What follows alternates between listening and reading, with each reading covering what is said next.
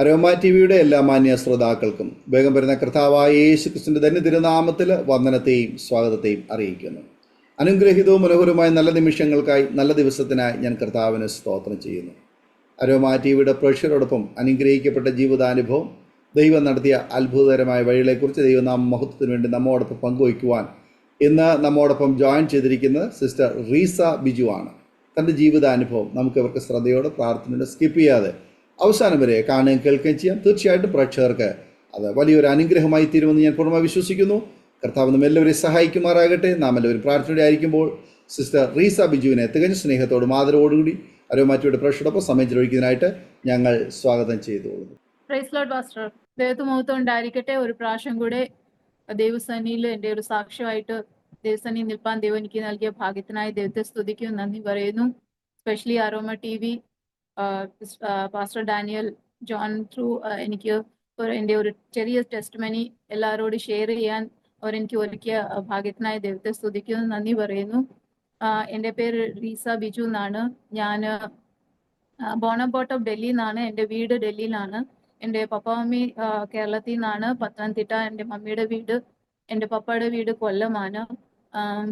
പക്ഷെ ഞങ്ങൾ mummy papa before marriage only അവർ അവിടെ ജോലി ചെയ്തുകൊണ്ടിരിക്കുമായിരുന്നു. അത് കഴിഞ്ഞിട്ട് മാരേജ് കഴിഞ്ഞ് ഞങ്ങൾ അവിടെ, ഞാനും എനിക്കൊരു അനീത്തിയുണ്ട്. ഞങ്ങൾ അവിടെ തന്നെ ജനിച്ചു വളർന്നു. എൻ്റെ സ്കൂളിങ്ങും എൻ്റെ അനീത്തിയുടെ സ്കൂളിങ്ങും എല്ലാം ഡൽഹിയിൽ തന്നെയായിരുന്നു. ഞങ്ങൾ കുടുംബത്തിൽ ഞങ്ങൾ 4 പേരുണ്ട്. എൻ്റെ പപ്പയുടെ പേര് വാസുദേവൻ ബാബു ആണ്. എൻ്റെ മമ്മിയുടെ പേര് മോളി ബാബു ആണ്. എനിക്കൊരു അനീത്തിയുണ്ട്. ഞങ്ങൾക്ക് 6 ഇയേഴ്സ് ഗ്യാപ്പ് ഉണ്ട്. എൻ്റെ അനീത്തിയുടെ പേര് റിൻസി ബാബു എന്നാണ്. പപ്പ ഇപ്പം ഈ ലോകത്തിലില്ല, മമ്മി മാത്രമേ ഉള്ളൂ. ഞങ്ങളുടെ ഫാമിലിയിൽ ഞങ്ങൾ 4 പേരേ ഉള്ളൂ. എൻ്റെ പപ്പയുടെ പേര് നിങ്ങൾ കേട്ടപ്പം നിങ്ങൾക്ക് മനസ്സിലായി കാണും. എൻ്റെ പപ്പ വാസുദേവൻ ബാബു ആണ്. എൻ്റെ പപ്പ ആക്ച്വലി ഒരു ഹിന്ദു ആയിരുന്നു. എൻ്റെ മമ്മി ഒരു കാത്തലിക് ആയിരുന്നു. അങ്ങനെ അവർ ലവ് മാരേജ് കഴിഞ്ഞതാണ്. പക്ഷേ ദൈവം സഹായിച്ചു, ഞങ്ങൾക്ക് ആ ഹിന്ദുവിലോട്ട് പോകാൻ ദൈവം അനുവദിച്ചില്ല. ഞങ്ങളെ ക്രിസ്ത്യാനിയിലോട്ട് തന്നെ വളർത്താൻ എൻ്റെ മമ്മി എൻകറേജ് ചെയ്ത് ഞങ്ങൾ ക്രിസ്ത്യാനിയിലോട്ട് തന്നെ വളർന്നു. എൻ്റെ കുടുംബത്തിൽ ഇത്ര പേരേ ഉള്ളൂ. പിന്നെ എൻ്റെ കല്യാണം കഴിഞ്ഞ് ഞങ്ങൾ ദുബായിലോട്ട് വന്നു. എൻ്റെ ഹസ്ബൻഡിന്റെ പേര് ബിജു അബ്രഹാം ആണ്. ഞങ്ങൾ 2 പേരും ഇപ്പോൾ ദുബായിൽ ജോലി ചെയ്തുകൊണ്ടിരിക്കുകയാണ്. ആസ് എ പ്രൊഫഷൻ ഞാൻ നേഴ്സായിട്ടാണ് ദുബായിൽ ജോലി ചെയ്യുന്നത്. എൻ്റെ ഹസ്ബൻഡ് ഒരു സെയിൽസ് എക്സിക്യൂട്ടീവ് ആയിട്ട് ദുബായി ജോലി ചെയ്യുന്നുണ്ട്. പിന്നെ ദുബായിൽ തന്നെ എൻ്റെ അനീത്തിയും കുടുംബവും ഉണ്ട്. എൻ്റെ മമ്മിയും അനീത്തിയുടെ കൂടെ തന്നെ താമസിക്കുന്നുണ്ട്. അവളും ആസ് എ പ്രൊഫഷൻ നേഴ്സാണ്. അവൾക്ക് എൻ്റെ ഹസ്ബൻഡ് ഇവിടെ ഉണ്ട്. അവൾക്ക് 2 പിള്ളേരുണ്ട്. മമ്മിയും പിള്ളേരെ നോക്കി എൻ്റെ അനീത്തിയുടെ കൂടെ തന്നെ നിൽക്കുന്നുണ്ട്. ഇത്രയാണ് എൻ്റെ ഫാമിലിയുടെ ഇൻട്രൊഡക്ഷൻ. വേറെ പിന്നെ എൻ്റെ ഹസ്ബൻഡിന്റെ സൈഡിൽ നിന്ന് അവർ 3 പേരുണ്ട്. മൂത്ത ചേട്ടൻ ഡൽഹി തന്നെ സെറ്റിൽ ആണ് വിത്ത് ഫാമിലി. എൻ്റെ അനിയന് നാട്ടിൽ തന്നെ ഉണ്ട് കുടുംബമായിട്ട്. ഹസ്ബൻഡ് പപ്പ ഇല്ല, മമ്മി ചേട്ടന്റെ കൂടെ ഉണ്ട്. ഇത്രത്തോളം ദൈവം എന്നെ സഹായിച്ചതിനായി സ്തോത്രം ചെയ്യുന്നു. എന്താ പറയുന്ന ഒരു ചൈൽഡ്ഹുഡ് മെമ്മറീസ് പറയുകയാണെങ്കിൽ എൻ്റെ ലൈഫിൽ ചൈൽഡ്ഹുഡ് മെമ്മറീസ് ഒത്തിരി ഉണ്ട്. But not a good memory. എനിക്ക് അത്രയൊക്കെ നല്ല ചൈൽഡ്ഹുഡ് അല്ലായിരുന്നു. എൻ്റെ ജീവിതത്തിൽ എനിക്ക് തോന്നുന്നു കൊച്ചിലെ ഒത്തിരി ഭാരപ്പെട്ടിട്ടുണ്ട്. മാനസികമായി ഒത്തിരി ഞാൻ വിഷമിച്ചിട്ടുണ്ട്. ബിക്കോസ് ഓഫ് മൈ ഫാദർ, ഞങ്ങളുടെ സിറ്റുവേഷൻസും. ബിക്കോസ് ഡൽഹിയിൽ താമസിക്കുമ്പം എല്ലാവരുടെ ലൈഫ് എന്ന് പറയുമ്പോൾ ഹസ്ബൻഡ് വൈഫ് ജോലി ചെയ്താലേ അവർക്ക് എന്തെങ്കിലും ജീവിക്കാൻ പറ്റത്തുള്ളൂ. അതുപോലെ എൻ്റെ ഡാഡി ആണെങ്കിൽ ഭയങ്കര കള്ളൂടിയനായിരുന്നു. ഭയങ്കരമായിട്ട് മദ്യപിക്കുമായിരുന്നു. ഞാൻ കണ്ടപ്പോൾ തൊട്ട് എൻ്റെ ഡാഡി ഭയങ്കരമായിട്ട് മദ്യപാനവും ചീട്ടുകളിയും സ്മോക്കിങ്ങും അങ്ങനെ എല്ലാ കാര്യങ്ങളും ചെയ്യുമായിരുന്നു. ഞാൻ അത് കണ്ട് വളർന്ന് എനിക്ക് ഒത്തിരി വിഷമങ്ങൾ, ഭാരങ്ങൾ ഞാൻ കൊച്ചിലെ തൊട്ട് ഞാൻ അത് കണ്ടുകൊണ്ട് എനിക്കറിയത്തില്ല, ഞാൻ എൻ്റെ ചൈൽഡ്ഹുഡ് എൻജോയ് ചെയ്തിട്ടില്ല. എൻ്റെ ചൈൽഡ്ഹുഡിനെ കുറിച്ച് പറയുവാണെങ്കിൽ എൻ്റെ ചൈൽഡ്ഹുഡ് അത്രയ്ക്ക് നല്ല ഒരു മെമ്മറീസ് അല്ല എൻ്റെ ലൈഫിലുള്ളത്. എൻ്റെ ചൈൽഡ്ഹുഡ് അത്രയ്ക്ക് കഷ്ടങ്ങൾ, ഭാരങ്ങൾ, പ്രയാസങ്ങൾ ഉള്ള ഒരു ഒരു ജേർണി ആയിരുന്നു എൻ്റെ childhood. Because of my father. എൻ്റെ ഫാദർ ഒരു ഒരു മദ്യപാനിയായിരുന്നു. മദ്യപാനം മാത്രമല്ല, ചീട്ടുകളിയല്ല, അങ്ങനത്തെ എല്ലാം കാര്യങ്ങളിൽ എൻ്റെ ഡാഡി ചെയ്യുമായിരുന്നു. അതുകൊണ്ട് ആ കാരണം തൊട്ട് ഞങ്ങൾക്ക് ഭയങ്കര ബുദ്ധിമുട്ടുകൾ, പ്രയാസങ്ങൾ ഉണ്ടായിരുന്നു. എൻ്റെ ഡാഡി എന്ന് പറയുമ്പം ഞാൻ എൻ്റെ ഓർമ്മയ്ക്കായി ഞാൻ ഓർമ്മിക്കുന്ന സമയമാകുമ്പോൾ തന്നെ ഞങ്ങൾ വാടക വീട്ടിലായിരുന്നു താമസിച്ചുകൊണ്ടിരുന്നത്. ഒരു വീട്ടിൽ ഒരു റൂമും കിച്ചണും ബാത്റൂമും മാത്രം കാണത്തുള്ളായിരുന്നു. എൻ്റെ ഓർമ്മയിൽ നിൽക്കുമ്പോൾ ഞാൻ ഒരിക്കലും എൻ്റെ ഡാഡി ജോലിക്ക് പോകുന്നത് ഞാൻ കണ്ടിട്ടില്ല. പക്ഷെ ജോലിക്ക് പോയിട്ടുണ്ടെങ്കിലും ഒരു മാസം കഷ്ടിച്ചു പോവും. അത് കഴിയുമ്പത്തേന് അവിടെ നിന്ന് വിട്ടിട്ട് എന്തെങ്കിലും പ്രശ്നങ്ങൾ ഉണ്ടാക്കിയിട്ട് എൻ്റെ ഡാഡി പിന്നെ ആ സെയിം കള്ളുകൂടി ഇതൊക്കെ കണ്ടിന്യൂ ചെയ്യുമായിരുന്നു. അതുകൊണ്ട് എനിക്ക് ഒത്തിരി ഭാരം ഉണ്ടായിരുന്നു. ബിക്കോസ് എൻ്റെ അനിയത്തിയൊക്കെ ആണെങ്കിൽ എനിക്ക് തോന്നുന്നു ഞാൻ ഉണ്ടായി കഴിഞ്ഞിട്ട് 6 വർഷം കഴിഞ്ഞിട്ട് അവൾക്കൊരു ഏജ് ഗ്യാപ്പ് ഉണ്ടായിരുന്നു. അപ്പം ഈ കൊച്ചിലെ തൊട്ട് ഇത് കണ്ട് മനസ്സിലാക്കി പേടിയോട് ജീവിക്കുന്ന ഒരാളായിരുന്നു ഞാൻ. മമ്മി, ഞാൻ പറഞ്ഞ പോലെ എൻ്റെ ഡാഡി ഒരു ഹിന്ദു ആയിരുന്നു. പക്ഷെ അങ്ങനെ ഒരു പൂജയോ അങ്ങനെ ദൈവത്തിലുള്ള ഒരു വിശ്വാസമോ അങ്ങനെയൊന്നും എൻ്റെ ഡാഡിക്ക് ഇല്ലായിരുന്നു. പിന്നെ മമ്മി ഒരു കാത്തലിക് ആയിരുന്നു. മമ്മി പള്ളിയിലൊക്കെ പോവുമായിരുന്നു. കാത്തലിക് രീതിയിൽ തന്നെ ഞങ്ങളെയും അങ്ങനെ തന്നെ മോൾഡ് ചെയ്യുമായിരുന്നു. മമ്മി ഒരിക്കലും ഹിന്ദുലോട്ട് പോവാനോ എൻകറേജ് അങ്ങനെ ചെയ്യത്തില്ലായിരുന്നു മമ്മി. എൻ്റെ ഡാഡിയും ഞങ്ങളെ അങ്ങനെ നിർബന്ധിച്ചിട്ടില്ല, നിങ്ങൾ അമ്പലത്തിൽ പോകണമെന്നോ അല്ലെങ്കിൽ അങ്ങനെ എന്തെങ്കിലും പൂജയൊക്കെ ചെയ്യണമെന്നൊന്നും നിർബന്ധിച്ചിട്ടില്ല. ദൈവത്തോട് അത്ര ബിലീവ് ഒന്നും ഇല്ലായിരുന്നു. അങ്ങനെ മമ്മി ഞങ്ങളെ പള്ളിയിലൊക്കെ കൊണ്ടുപോയി, കാത്തലിക് പള്ളിയിലൊക്കെ കൊണ്ടുപോയി ഞങ്ങൾ പോവുമായിരുന്നു. കുറച്ച് നമ്മുടെ കുർബാനയൊക്കെ സ്വീകരിച്ച് ഞങ്ങൾ തിരിച്ചു വരുമായിരുന്നു. പക്ഷെ അതും റെയർ ആയിരുന്നു. ലൈക്ക് മന്ത്ലി ഒന്നും അല്ല, ചിലപ്പോൾ 3 മാസം കൂടുമ്പോൾ ആയിരിക്കും ഞങ്ങൾ പള്ളിയിൽ പോയി കുറച്ചു നേരം കുർബാനയിൽ അവിടെ ഇരിക്കുന്നു. അത് കഴിഞ്ഞിട്ട് കാൻഡിൽ കത്തിക്കുന്നു. അതൊക്കെയാണ് എൻ്റെ മെമ്മറിയിൽ ഉള്ളത് ഒരു വിശ്വാസം എന്ന് പറയുമ്പോൾ. അങ്ങനെ ഞങ്ങൾ ഇങ്ങനെ പള്ളിയിലൊക്കെ പള്ളിയിൽ എന്ന് പറഞ്ഞാൽ കാത്തലിക് ചർച്ചിൽ ഞങ്ങൾ പോയി പ്രാർത്ഥിക്കുമായിരുന്നു. പക്ഷെ ഞങ്ങളുടെ വീട്ടിൽ ഒരു സമാധാനവും ഇല്ലായിരുന്നു. ഡാഡിയൊക്കെ ആണെങ്കിൽ പാതിരാത്രിയിലൊക്കെ ആണെങ്കിൽ കള്ളൊക്കെ കുടിച്ചിട്ട് കയറി വരുമ്പം എനിക്ക് കിടന്നുറങ്ങാൻ ഭയമായിരുന്നു, പേടിയായിരുന്നു. ഞാൻ എപ്പോ ഡാഡി വരും, എപ്പോ കുടിച്ചിട്ട് വരും എന്നൊക്കെ ആ പേടി കൊണ്ടായിരുന്നു ഞാൻ പല രാത്രികൾ എനിക്ക് തോന്നുന്നു എൻ്റെ ചൈൽഡ്ഹുഡ് മൊത്തം ഞാൻ അങ്ങനെ ആ പേടിയും ഭയം കൊണ്ടാണ് ഞാൻ ജീവിച്ചത്. ബിക്കോസ് എനിക്ക് ഭയങ്കര പേടിയായിരുന്നു എൻ്റെ ഡാഡിനെ. ഈ കള്ളു കുടിച്ചിട്ടൊക്കെ വരുമ്പോഴത്തേനും ഒരു വഴക്കുണ്ടാക്കുവോ പ്രശ്നം ഉണ്ടാക്കുവോ എന്ന് പറഞ്ഞ് എനിക്ക് ഭയങ്കര പേടിയായിരുന്നു. അത് കഴിഞ്ഞപ്പോഴത്തേന് എൻ്റെ ഞങ്ങളുടെ ലൈഫ് ഇങ്ങനെ തന്നെ പോവായിരുന്നു. എൻ്റെ ഡാഡി എന്ന് പറയുമ്പം ചില സമയത്താണെങ്കിൽ വീട്ടിലത്തെ സാധനങ്ങൾ, ചിലപ്പം ഞങ്ങൾ കുക്കിംഗ് ചെയ്യുന്ന സിലിണ്ടർ ഇതൊക്കെ എല്ലാം കൊണ്ട് വിൽക്കുമായിരുന്നു, ചീട്ട് കളിക്കുമായിരുന്നു. ഞങ്ങൾക്ക് ഭാരം എന്ന് പറഞ്ഞാൽ ചിലപ്പോൾ ഞങ്ങൾക്ക് അതൊക്കെ ചെയ്യുമ്പോഴത്തേന് ഞങ്ങൾക്ക് കഴിക്കാൻ പോലും ഒന്നും കാണത്തില്ല. പക്ഷെ എന്തായാലും ദൈവം സഹായിച്ചു. എൻ്റെ മമ്മി ജോലിക്ക് പോകുന്നതുകൊണ്ടായതുകൊണ്ട് എൻ്റെ മമ്മിക്ക് ഞങ്ങൾക്ക് ഒന്നിനും ഒരു ബുദ്ധിമുട്ടും എൻ്റെ മമ്മി ഉണ്ടാക്കി മീൻസ് അങ്ങനെ ഞങ്ങൾക്ക് അങ്ങനത്തെ ഒരു സിറ്റുവേഷൻ വന്നിട്ടില്ല. എല്ലാത്തിനും ഭയങ്കര സ്ട്രോങ് ആയിട്ട് എൻ്റെ മമ്മി നിന്നു. കള്ളുകുടിയൻ ആണെങ്കിലും എന്തോ ആണെങ്കിലും അതെല്ലാം നേരിട്ട് ജോലിക്ക് പോയി ഞങ്ങൾ രണ്ടുപേരെയും പ്രൈവറ്റ് സ്കൂളിൽ വിട്ട് ഞങ്ങൾ പഠിപ്പിച്ചു. അതിനെൻ്റെ മമ്മിയുടെ കൂടെ ദൈവം ഉണ്ടായതുകൊണ്ട് മാത്രമാണ് ആ ധൈര്യം മമ്മിക്ക് ദൈവം നൽകിയത്. എൻ്റെ ഫസ്റ്റ് വിശ്വാസം എന്ന് പറയുമ്പോൾ ഞാൻ എൻ്റെ കുഞ്ഞിലെ ഉള്ള സമയത്ത് ഞാൻ ഇപ്പോഴും ഓർക്കുന്നുണ്ട്. ഞങ്ങൾ ഒരു മൂവി കണ്ടപ്പോഴത്തേന് അതിനകത്തൊരു എനിക്കൊന്ന് ഹൊറർ മൂവിയാണ്, ഞാൻ കുഞ്ഞാണ്, ഹൊറർ മൂവിയാണ് ഞാൻ കണ്ടുകൊണ്ടിരുന്നത്. അത് കണ്ടപ്പോഴത്തേന് എനിക്ക് ഭയങ്കര പേടിയായി, എനിക്ക് ഉറങ്ങാൻ പറ്റുന്നില്ലായിരുന്നു. അന്ന് പിന്നെ മമ്മി എന്നോട് പറഞ്ഞു, അന്നാണ് തോന്നുന്നു യേശുവിനെ പറ്റി മമ്മി എന്നോട് പറയുന്നത്. അന്നൊക്കെ മുമ്പൊക്കെ ഞങ്ങൾക്ക് ഒരു ഒരു വിഗ്രഹം ഉണ്ടായിരുന്നു. അത് മദർ മേരിയുടെ വിഗ്രഹമായിരുന്നു. അവിടെ ഞങ്ങൾ എല്ലാം ഈവനിങ്ങിൽ മമ്മി പറയും കാൻഡൽ കത്തിച്ച് പ്രാർത്ഥിക്കണം എന്ന് പറയും. അങ്ങനെ ഞാൻ ചെയ്യുമായിരുന്നു. പക്ഷെ അന്നാണ് മമ്മി എനിക്ക് ജീസസിനെ കുറിച്ച് പറഞ്ഞു തരുന്നത്. അന്ന് മമ്മി എന്നോട് പറഞ്ഞു, ജീസസ് എന്ന് പറഞ്ഞ ഒരു ദൈവമുണ്ട്, മോന് പ്രാർത്ഥിച്ച് ജീസസിനോട് പ്രാർത്ഥിക്കുക, എന്നിട്ട് കിടന്നുറങ്ങുന്നു പറഞ്ഞു. അന്ന് ഞാൻ ജീസസിനോട് 2 വാക്ക് പറഞ്ഞു. ജീസസ് എന്നെ ഉറങ്ങാൻ, ഞാൻ കുഞ്ഞായിരുന്നു, എന്നെ ഉറങ്ങാൻ ഉള്ള ഇത് തരണേ എന്നൊക്കെ പറഞ്ഞ് ഞാൻ അന്ന് പ്രാർത്ഥിച്ചിട്ട് ഞാൻ സുഖമായിട്ട് കിടന്നുറങ്ങി. അന്ന് പിറ്റേ ദിവസം ഞാൻ രാവിലെ എണീച്ചപ്പോൾ എനിക്ക് എൻ്റെ മനസ്സിൽ ഒരു ഭയങ്കര ഒരു സന്തോഷമായിരുന്നു. എന്തോ ആരോ എന്നെ കേട്ടല്ലോ, ആരോ എൻ്റെ വിഷമങ്ങളോ അല്ലെങ്കിൽ എൻ്റെ ഒരു കാര്യം കേട്ടല്ലോ, അതിന് എനിക്ക് മറുപടി തന്നല്ലോ എന്ന് ആ ഒരു വിശ്വാസം എൻ്റെ മനസ്സിൽ അന്ന് കയറിയതാണ്. അന്ന് എനിക്ക് തോന്നി ആരോ എനിക്ക് കേൾക്കാൻ വേണ്ടി ആരോ ഉണ്ടെന്ന്. ബിക്കോസ് എന്റെ വിഷമങ്ങൾ ഞാൻ ഉള്ളിൽ തന്നെ വെക്കുമായിരുന്നു. എന്റെ വീട്ടിലത്തെ പ്രയാസങ്ങൾ എനിക്ക് പുറത്തു പോയി പറയാൻ പറ്റത്തില്ല, എന്റെ ഫ്രണ്ട്സിനോട് ഷെയർ ചെയ്യാൻ പറ്റത്തില്ല. കാരണം അവരുടെ വീട്ടിൽ ഞാൻ പോകുമ്പോഴത്തേന് അവരുടെ പേരൻസ് ഭയങ്കര ഹാപ്പിയാണ്, അവരവരുടെ പിള്ളേരുടെ കൂടെ ഭയങ്കരമായിട്ട് ഹാപ്പി ആയിട്ട് നിൽക്കുന്നു പോകുന്നു ഒക്കെ. പക്ഷെ എന്റെ ലൈഫ് എന്ന് പറയുമ്പോൾ ഞങ്ങൾ 3 പേരേ ഉള്ളൂ. ഞാനും ഉണ്ട്, എന്റെ മമ്മിയും ഉണ്ട്, എന്റെ അനിയത്തിയും ഉണ്ട്. ഞങ്ങൾ മാത്രമേ ഉള്ളൂ. എവിടെയെങ്കിലും പോകണമെങ്കിൽ, ഞങ്ങളുടെ സ്കൂളിലെ ഫംഗ്ഷൻ ആണെങ്കിലും അല്ലെങ്കിൽ ഏതെങ്കിലും ഒരു കാര്യത്തിലും പോകണമെങ്കിൽ ഞങ്ങൾ 3 പേരെ കാണത്തുള്ളൂ. എന്റെ ഡാഡി എന്ന് പറഞ്ഞ ഒരാള് അവിടെ ഇല്ല. അതുകൊണ്ട് അതൊക്കെ ഞാൻ എന്റെ ഫ്രണ്ട്സിന്റെ കുടുംബത്തെ കാണുമ്പോഴത്തേനും എനിക്ക് ഭയങ്കര വിഷമമായിരുന്നു. ദൈവത്തോട് ഞാൻ എപ്പോഴും ചോദിക്കുമായിരുന്നു, എന്ന് ഇങ്ങനെ ഒരു ലൈഫ് എന്റെ ഡാഡി ഇങ്ങനെ ഞങ്ങളുടെ കൂടെ വരുമെന്ന്. ബിക്കോസ് എല്ലാവരുടെയും ആഗ്രഹമുണ്ട്. എന്റെ ഡാഡി മനസ്സോട്, ക്യാരക്ടറോട് നല്ല മനുഷ്യനാണ്. പക്ഷെ ബിക്കോസ് ഓഫ് ദിസ് കുടിയാണ് എന്റെ ഡാഡിനെ ഇങ്ങനെ ആക്കുന്നത്. അല്ലാതെ കുടിച്ചില്ലെങ്കിൽ ഭയങ്കര പാവമാണ് എന്റെ ഡാഡി. അങ്ങനെ ലൈഫ് മുമ്പോട്ട് പോയിക്കൊണ്ടിരുന്നപ്പോ തന്നെ ഞങ്ങള്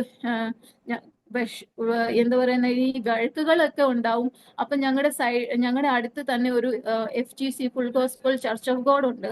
അത് ബെന്തിക്കോസ് ചർച്ച് ഓഫ് ഗോഡ് ഉണ്ട്. അവിടുത്തെ പാസ്റ്ററുകളുണ്ട്, പാസ്റ്റർ സാംകുട്ടി പാസ്റ്ററുകളുണ്ട്, പിന്നെ ആന്റിയും ഉണ്ട്. ആന്റി മമ്മീനെ അറിയുന്നോണ്ട് എപ്പോഴും ഞങ്ങൾക്ക് എന്തെങ്കിലും ഒരു ബുദ്ധിമുട്ട് പ്രയാസങ്ങൾ വരുമ്പോഴത്തേനും ഓടി വരും. ഓടി വരുമ്പോഴത്തേനും അവര് ഞങ്ങൾക്ക് വേണ്ടി പ്രാർത്ഥിക്കും. പിന്നെ മമ്മീനെ ഡാഡീനെ ഒക്കെ ഡാഡിയെ പറഞ്ഞ് മനസ്സിലാക്കാൻ പറ്റത്തില്ല, പക്ഷെ മമ്മിയെ പറഞ്ഞ് മനസ്സിലാക്കി ആ വഴക്കൊക്കെ മാറ്റി ഒന്ന് ഒതുക്കും. അപ്പത്തേന് പിന്നെ മമ്മിയെ വിളിക്കുമ്പോ നമുക്ക് ഞങ്ങൾ പള്ളിയിലൊക്കെ അടുത്താ, ഞങ്ങളുടെ ഒരു 5 മിനിറ്റ്സ് പോലും ഇല്ല ഞങ്ങളുടെ വീട്ടിൽ നിന്ന്. പക്ഷെ മമ്മിക്ക് ബെന്തിക്കോസ് ചർച്ചിൽ പോകാൻ ഭയങ്കര മടിയായിരുന്നു. ബിക്കോസ് കാത്തലിക്സുകാർക്ക് അങ്ങനെ ഉണ്ടല്ലോ, ഭയങ്കര മടിയാണ്. അങ്ങനെ പല പ്രാവശ്യം മമ്മിയെ വിളിച്ചിട്ട് മമ്മി പോയിട്ടില്ല. അങ്ങനെ ലൈഫ് മുമ്പോട്ട് പോയിക്കൊണ്ടിരിക്കുമ്പോഴത്തേന് എന്റെ അനിയത്തിക്ക് ഒരു ബുദ്ധിമുട്ടുണ്ടായിരുന്നു. ഈ മൂക്കിൽ കൂടെ ഭയങ്കരമായിട്ട് ബ്ലഡ് വരുമായിരുന്നു.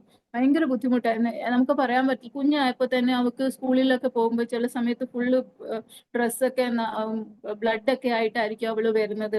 ഞങ്ങൾ കുറെ ഡോക്ടേഴ്സിനൊക്കെ കാണിച്ചു, പക്ഷെ എന്താണെന്നൊന്നും അറിയാൻ പറ്റുന്നില്ല. അവൾക്ക് ഭയങ്കര ബുദ്ധിമുട്ടായിരുന്നു. അങ്ങനെ ആയപ്പോഴത്തേനും ഒരു പ്രാവശ്യം മമ്മിയുടെ അനിയൻ ഓൾറെഡി ബെന്തിക്കോസിലാണ്, അനിയത്തിയും ഉണ്ട്. അനിയത്തി കുടുംബം ഡൽഹി തന്നെ ഉണ്ട്, അവര് ബെന്തിക്കോസിലാണ്. അവര് വന്ന് എന്റെ മമ്മിയെ വിളിച്ചു.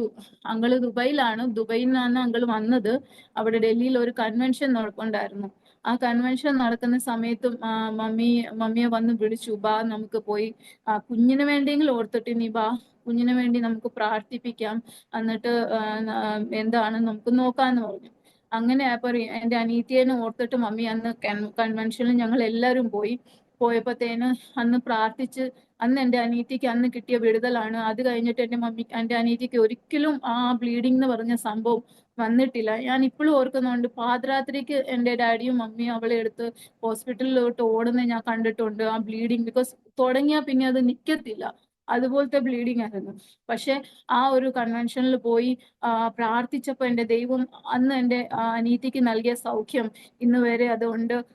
അന്ന് ഞങ്ങളെ എനിക്ക് തോന്നുന്നു എന്റെ മമ്മീനെയും എന്നെയും തൊട്ട് ആ കൺവെൻഷന്റെ പ്രാർത്ഥനയാണ് എനിക്ക് മനസ്സിൽ ഒത്തിരി ഒത്തിരി ആഗ്രഹം തോന്നി. ഇനി യേശുവിനെ കുറിച്ച് അറിയണം, പ്രാർത്ഥിക്കണം. ഒരു ഒരു ഒരു തോന്നൽ എനിക്ക് വന്നു. ഞാൻ കുഞ്ഞാണ്. അപ്പത്തേനും എന്റെ മമ്മി പറഞ്ഞു ഓക്കെ, ഇനി തൊട്ട്, അന്ന് മമ്മിക്ക് ഒരു വിടുതൽ കിട്ടിയ പോലെ ആയിരുന്നു. അന്ന് തൊട്ടാണ് മമ്മി പിന്നെ ഞങ്ങളുടെ ചർച്ച് ഓഫ് ഗോഡിൽ ഞങ്ങളുടെ അടുത്തുള്ള ചർച്ച് ഓഫ് ഗോഡിൽ പോകാൻ തുടങ്ങി. ഞങ്ങൾ 3 പേരും പോകാൻ തുടങ്ങി. അവിടെ പോയപ്പോ കിട്ടിയ ഞങ്ങൾക്ക് ഒരു പുതിയ അനുഭവമായിരുന്നു. സ്പെഷ്യലി ഞാൻ അന്ന് തൊട്ടാണ് ദൈവത്തിന് വചനം പഠിക്കാൻ തുടങ്ങിയത്, സൺഡേ സ്കൂളിൽ പോകാൻ തുടങ്ങിയത്. അന്ന് സൺഡേ സ്കൂളിൽ പോകുമ്പോഴത്തേന് ആ പാട്ട് പാടുമ്പോഴത്തേന് ആ വചനം പഠിക്കുമ്പോഴത്തേന് നമുക്ക് കിട്ടുന്ന ഒരു സന്തോഷം ഉണ്ടല്ലോ, അതൊരു ഭയങ്കരമായിരുന്നു. അന്നാണ് ഞാൻ ദൈവത്തോട് അടുക്കാൻ തുടങ്ങിയതും. അത് കഴിയുമ്പോ ഒരു വർഷം ആയപ്പോഴത്തേന് എനിക്ക് തോന്നുന്നു എന്റെ മമ്മി സ്നാനപ്പെട്ടപ്പോഴത്തേന് പിന്നെ ഞങ്ങളുടെ പിന്നെ ലൈഫ് ബെന്തിക്കോസിലോട്ടായിരുന്നു. അതിന് അടുത്തിട്ട് എന്റെ ഡാഡി അതുപോലെ തന്നെയായിരുന്നു. ഡാഡിക്ക് ഒരു മാറ്റങ്ങളൊന്നും ഇല്ലായിരുന്നു. എന്റെ ഡാഡി അതുപോലെ തന്നെ കള്ളു കുടിക്കുന്നുണ്ടായിരുന്നു, ചീട്ട് കളിക്കുന്നുണ്ടായിരുന്നു, എല്ലാം ഉണ്ടായിരുന്നു. പക്ഷെ എന്റെ ഡാഡി ഒരിക്കലും ഞങ്ങളെ സ്റ്റോപ്പ് ചെയ്തിട്ടില്ല. നിങ്ങൾ പള്ളി പോകണ്ടെന്നോ നിങ്ങൾ സൺഡേ സ്കൂളിൽ പോകണ്ടെന്നോ ഒരിക്കലും ഞങ്ങളെ സ്റ്റോപ്പ് ചെയ്തിട്ടില്ല. ഞങ്ങളെ എൻകറേജ് ചെയ്തിട്ടേ ഉള്ളൂ. രാവിലെ എണീച്ച് വന്ന് സൺഡേ വരുമ്പോഴത്തേനെ രാവിലെ എണീച്ച് വരും, പറയും മക്കളെ പോയി സൺഡേ സ്കൂളിൽ പോണ്ടേ എന്ന് പറഞ്ഞ് ഞങ്ങളെ എൻകറേജ് ചെയ്ത് ഞങ്ങളെ വിടുമായിരുന്നു. അങ്ങനെ ഞങ്ങളുടെ ലൈഫ് മുമ്പോട്ട് പോയി. സാംകുട്ടി പാസ്റ്ററും ആൻറ്റിയും ത്രൂ ഞാൻ പഠിച്ച ലൈഫിൽ ഒത്തിരി കാര്യങ്ങളാണ് അവരെന്നെ പഠിപ്പിച്ചത്. അത് കഴിഞ്ഞപ്പോഴാണ് എനിക്ക് ഒരു മനസ്സിലൊരു സമാധാനം കിട്ടിയത്. ആ കുഞ്ഞിലെ നാൾ ഉള്ളിലുള്ള നീറുന്ന ഇതുണ്ടായിരുന്നു. എൻ്റെ കയ്യിൽ വിഷമം ഉണ്ടായിരുന്നു. ഞാൻ ആ വിഷമം ആരോട് ഷെയർ ചെയ്യുമെന്ന് എനിക്ക് അറിയത്തില്ലായിരുന്നു. അപ്പോഴാണ് ദൈവത്തിന്റെ വചനം പഠിച്ചപ്പോൾ എനിക്ക് മനസ്സിലായ എന്റെ വിഷമങ്ങൾ ഷെയർ ചെയ്യാൻ ഒരാളുണ്ടെന്ന്. അങ്ങനെയാണ് ഞാൻ പിന്നെ അന്ന് തൊട്ട് ഞാൻ ദൈവത്തോട് എന്റെ വിഷമങ്ങൾ, സന്തോഷങ്ങൾ എന്തോ ഉണ്ടായാലും, ചെറിയ ചെറിയ കാര്യങ്ങളായാലും ഞാൻ എൻ്റെ ദൈവത്തിനോട് പറയാൻ തുടങ്ങി, എൻ്റെ കർത്താവിനോട് പറയാൻ തുടങ്ങി. അത് ഏത് കാര്യമായാലും. നമ്മൾ കുഞ്ഞിലിരിക്കുമ്പോൾ ഞങ്ങൾക്ക് വലിയ വലിയ കാര്യങ്ങളൊന്നും ഇല്ലല്ലോ. അല്ലെങ്കിൽ സ്കൂളിന്റെ കാര്യമായിരിക്കും, എക്സാമിന്റെ കാര്യമായിരിക്കും. അല്ലെങ്കിൽ ഞാൻ ഇപ്പോഴും ഓർക്കുന്നുണ്ട്, ഞാൻ പ്രാർത്ഥിക്കുന്ന സമയത്ത് രാത്രിയാകുമ്പോഴത്തേനും ഞാൻ പ്രാർത്ഥിക്കും, ദൈവമേ പപ്പ ഡാഡി ഇന്ന് കുടിച്ചിട്ട് വരല്ലേ എന്നൊക്കെ പറഞ്ഞ് അങ്ങനെ ഞാൻ പ്രാർത്ഥിക്കുമായിരുന്നു. ചിലപ്പോൾ ഞങ്ങൾ ചർച്ചിൽ പോയിട്ട് വരുമ്പോഴത്തേനും ഞാൻ അവിടെ ഇരുന്ന് മൊത്തം പ്രാർത്ഥിക്കുന്ന, ദൈവമേ ഞാൻ തിരിച്ചു പോകുമ്പോൾ ഡാഡി കള്ളുകുടിച്ചിട്ട് ഇരിക്കല്ലേ എന്നൊക്കെ പറഞ്ഞ് ഞാൻ കരഞ്ഞു പ്രാർത്ഥിച്ചിട്ടുണ്ട്. ആ പ്രാർത്ഥന ദൈവം കേട്ടിട്ടുമുണ്ട്. ഞാൻ എന്തൊക്കെ പ്രാർത്ഥിച്ചിട്ടുണ്ട്. ദൈവം എന്നെ ആ സമയത്ത് മീൻസ് ഞങ്ങളുടെ കുഞ്ഞു പിള്ളേരുടെ ആശകള്, കുഞ്ഞു പിള്ളേരുടെ പ്രാർത്ഥന വിഷയങ്ങൾ കുഞ്ഞായിരിക്കുമല്ലോ, അതെല്ലാം ദൈവം സാധിച്ചു തന്നിട്ടുണ്ട്. അതുകൊണ്ട് ഞാൻ അന്ന് തൊട്ട് എന്റെ എല്ലാ കാര്യങ്ങളും എൻ്റെ ദൈവത്തോട് പറയാൻ തുടങ്ങി. ഞാൻ പിന്നെ ഫാസ്റ്റിംഗ് എടുക്കാൻ തുടങ്ങി. എൻ്റെ മനസ്സിൽ ഞാൻ 10th ഞാൻ തീരുമാനിച്ചു ഞാനും സ്നാനപ്പെടുമെന്ന്. അങ്ങനെ ഞാൻ സ്നാനപ്പെട്ട് കഴിഞ്ഞപ്പോഴത്തേന് എൻ്റെ കുറച്ച് നാളുകളുടെ ശേഷം ഞങ്ങളുടെ പള്ളിയിൽ ഉപവാസ പ്രാർത്ഥന നടക്കുമായിരുന്നു. അപ്പൊ ഞാൻ ബിക്കോസ് ഞങ്ങൾക്ക് സ്കൂളിലൊക്കെ പോകണമായിരുന്നു, അതുകൊണ്ട് ഉപവസിക്കാൻ പറ്റത്തില്ല എന്ന് അറിയാം. പക്ഷെ എൻ്റെ ഉള്ളിൽ ഇങ്ങനെ പറഞ്ഞുകൊണ്ട് എൻ്റെ ഉള്ളിൽ എന്തോ പറയുമായിരുന്നു, മോൻ ഉപവാസം എടുക്കണം, ഫാസ്റ്റിംഗ് എടുക്കണം 3 ദിവസം ഫാസ്റ്റിംഗ് എടുക്കണം എന്നൊക്കെ പറഞ്ഞ് എൻ്റെ മനസ്സിൽ ഭയങ്കരമായിട്ട് ഒരു ഇത് വന്നുകൊണ്ടിരിക്കുമായിരുന്നു.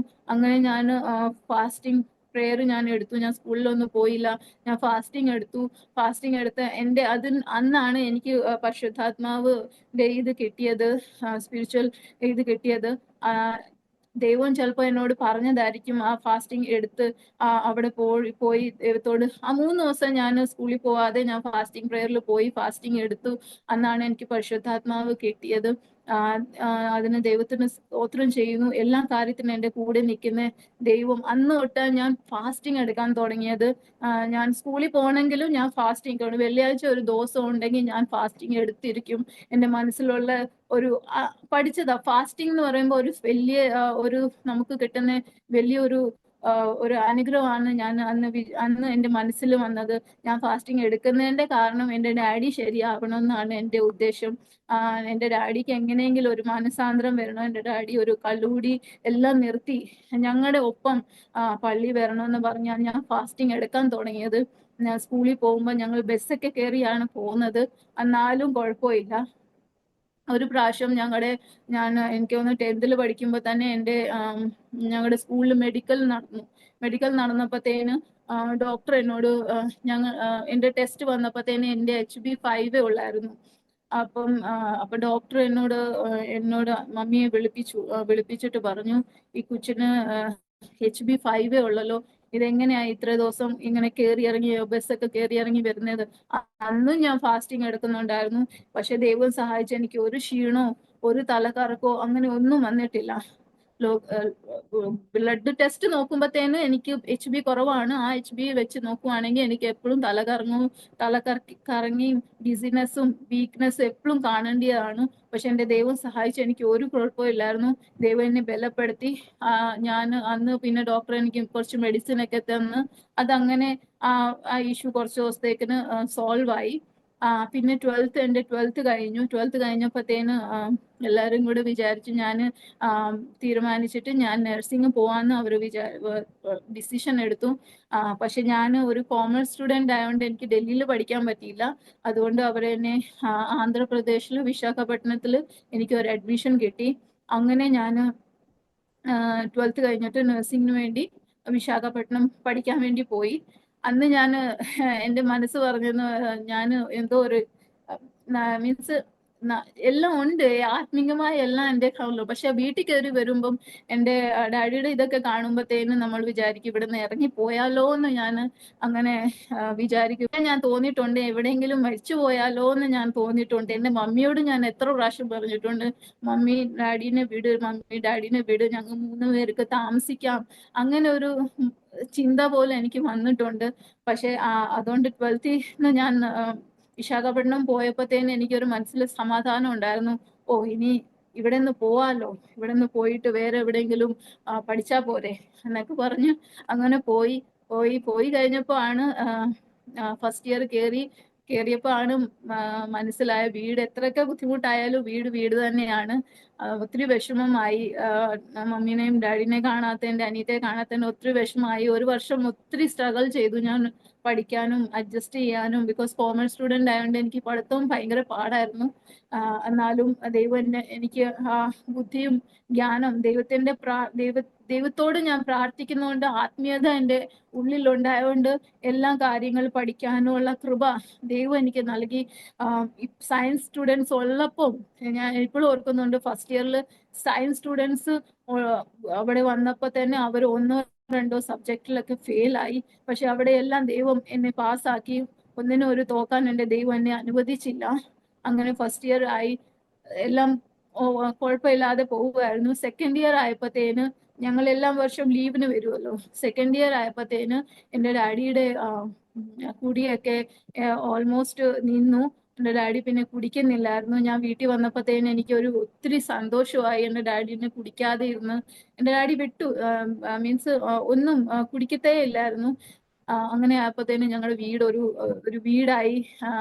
ഇല്ല, എല്ലാ കാര്യത്തിനും ഞാൻ ഇപ്പോഴും ഓർക്കുന്നുണ്ട്. നമ്മുടെ എല്ലാം മമ്മിയുടെ കൂടെ എല്ലാത്തിനും ഡാഡി പോവാൻ തുടങ്ങി. ജോലി എന്തെങ്കിലും പാർട്ട് ടൈം ആയിട്ട് എന്തൊക്കെ ജോലി ചെയ്യുന്നുണ്ടായിരുന്നു. പക്ഷെ എനിക്ക് ഒത്തിരി സന്തോഷമായി ആ വീട് കണ്ടപ്പോൾ. അന്ന് എൻ്റെ വീട് എനിക്ക് വീടായിട്ട് തോന്നി. ഞാൻ ഒത്തിരി സന്തോഷിച്ചിട്ടു. എൻ്റെ അങ്ങനെ പിന്നെ ഞാൻ ഫസ്റ്റ് ഇയർ കഴിഞ്ഞു, സെക്കൻഡ് ഇയർ കഴിഞ്ഞു, തേർഡ് ഇയറും എനിക്ക് പാസ്സായി. ഞാൻ കൊച്ചിലെ ഇങ്ങനെ ചബി ആയിട്ട് ഇരിക്കുന്നതായിരുന്നു. എനിക്ക് അങ്ങനെ ഞാൻ മെലിഞ്ഞിട്ടൊന്നും അല്ല, കുഞ്ഞിലെ ഒരു ആരോഗ്യ പോലെ ഇരിക്കുകയാണ്. അപ്പത്തേന് തേർഡ് ഇയർ ആയപ്പോഴത്തേന് എനിക്ക് പെട്ടെന്ന് എൻ്റെ വെയിറ്റ് ഒക്കെ കുറയാൻ തുടങ്ങി. എൻ്റെ എക്സാം എല്ലാം കഴിഞ്ഞായിരുന്നു, പെട്ടെന്ന് വെയിറ്റ് ഒക്കെ കുറയാൻ തുടങ്ങി. അപ്പം ഈ ഹോസ്റ്റലിൽ നിൽക്കുമ്പോഴത്തേനും ഒരു പ്രയാസം ഉണ്ടല്ലോ എല്ലാവർക്കും, ഈ ചിലപ്പം TB ഒക്കെ വരും, അങ്ങനത്തെ പ്രയാസങ്ങൾ, അല്ലെങ്കിൽ ഇൻഫെക്ഷനോ അങ്ങനെയൊക്കെ. പക്ഷെ എനിക്ക് അങ്ങനെ ഒരു പ്രശ്നമില്ലായിരുന്നു. എനിക്ക് പനിയില്ല, എനിക്ക് ഒന്നുമില്ല, ഒരു ബുദ്ധിമുട്ടും ഇല്ല എനിക്ക്. പക്ഷെ എൻ്റെ വെയിറ്റ് കുറയുന്നു. ഇപ്പൊ ഇരിക്കുന്ന ഞാൻ ഒരു 60-65 വയസ്സ് വെയിറ്റ് ഒക്കെ എനിക്ക് പെട്ടെന്ന് 50 കിലോ ആവുന്നു. ഞാൻ മെലിഞ്ഞു പോകുന്നു. അപ്പം എല്ലാവരും എന്നോട് നോക്കി പറഞ്ഞു, എന്താ പറ്റി രീസ, എന്താ കഴിക്കാത്തതിന്റെ ആണോ, ടെൻഷൻ ആണോ? എനിക്ക് അങ്ങനത്തെ ഒരു ബുദ്ധിമുട്ടും ഇല്ല. അങ്ങനെ ഞാൻ എന്നാ ശരി ഡോക്ടറെ കാണിച്ചേക്കാന്ന് പറഞ്ഞ് ഞാൻ പോയി ഒരു നോർമൽ ഫിസിഷ്യനെ പോയി കാണിച്ചു. ഫിസിഷ്യനെ പോയി കാണിച്ചപ്പോഴത്തേനും ഡോക്ടർ എന്നോട് പറഞ്ഞു, ഓ, യു ആർ സോ യങ്, അത് കുഴപ്പമില്ല, എല്ലാവരും ഇപ്പൊ മെലിയാനല്ലേ നോക്കുന്നേ. ഞാൻ പറഞ്ഞു, എന്നാലും ഡോക്ടർ എനിക്ക് പെട്ടെന്ന് ഇത്ര വെയിറ്റ് ലോസ് ആയപ്പം എല്ലാവർക്കും ഒരു കൺസേൺ ഉണ്ട്. അപ്പം പറഞ്ഞു, ഓ കുഴപ്പമില്ല, നമുക്ക് ടെസ്റ്റ് ചെയ്ത് നോക്കാന്ന് പറഞ്ഞു. ഡോക്ടർ എന്റെ ടെസ്റ്റ് എല്ലാം ചെയ്തപ്പോഴത്തേനും എല്ലാം ഓക്കെ ആയിരുന്നു. പക്ഷെ എൻ്റെ ക്രിയാറ്റിൻ ലെവൽ ഒരു ബോർഡർ ലൈനിലായിരുന്നു. അപ്പം എൻ്റെ വയസ്സിനനുസരിച്ച്, എനിക്കന്ന് 22 വയസ്സേ ഉള്ളായിരുന്നു. അപ്പം എൻ്റെ വയസ്സിന്റെ അനുസരിച്ച് നോക്കുമ്പോഴത്തേന് അത്ര വരാൻ പാടില്ല. അപ്പത്തേന് ഡോക്ടർ എന്നോട് പറഞ്ഞു, ഒരു കാര്യം നല്ലപോലെ വെള്ളം കുടിച്ചു കഴിയുമ്പോഴത്തേന് ഒരാഴ്ച കഴിഞ്ഞിട്ട് ഒരു മെഡിസിനും എനിക്ക് തന്നു. അതുകൂടെ കഴിച്ചിട്ട് ഒരാഴ്ച കഴിയുമ്പോൾ നമുക്ക് ഒന്നുകൂടെ നോക്കാന്ന് പറഞ്ഞു. അങ്ങനെ ഞാൻ പോയി, ഞാൻ നോർമലി വെള്ളം എല്ലാം കുടിച്ച് എല്ലാം കഴിഞ്ഞപ്പോഴത്തേന് ഡോക്ടറുടെ അടുത്ത് പോയി പറഞ്ഞു. ഡോക്ടർ ഇനി റിപ്പീറ്റ് ചെയ്യാന്ന് പറഞ്ഞിട്ട് റിപ്പീറ്റ് ചെയ്തപ്പോഴത്തേനും പിന്നെയും സെയിം ആണ്, വ്യത്യാസമൊന്നും വന്നിട്ടില്ല. അങ്ങനെ ആയപ്പോഴത്തേന് ഡോക്ടർ എന്നോട് പറഞ്ഞു, എന്നാൽ നമുക്കൊരു കാര്യം ചെയ്യാം, നമുക്കൊരു നെഫ്രോളജിസ്റ്റിനെ കാണിക്കാന്ന് പറഞ്ഞു. അങ്ങനെ അവർ എന്നെ നെഫ്രോളജിസ്റ്റിലോട്ട് റെഫർ ചെയ്തു. നെഫ്രോളജിസ്റ്റ് അടുത്ത് പോയപ്പോഴത്തേന് പുള്ളിക്കാരന് പിന്നെ കുറെ ടെസ്റ്റ് ചെയ്തു.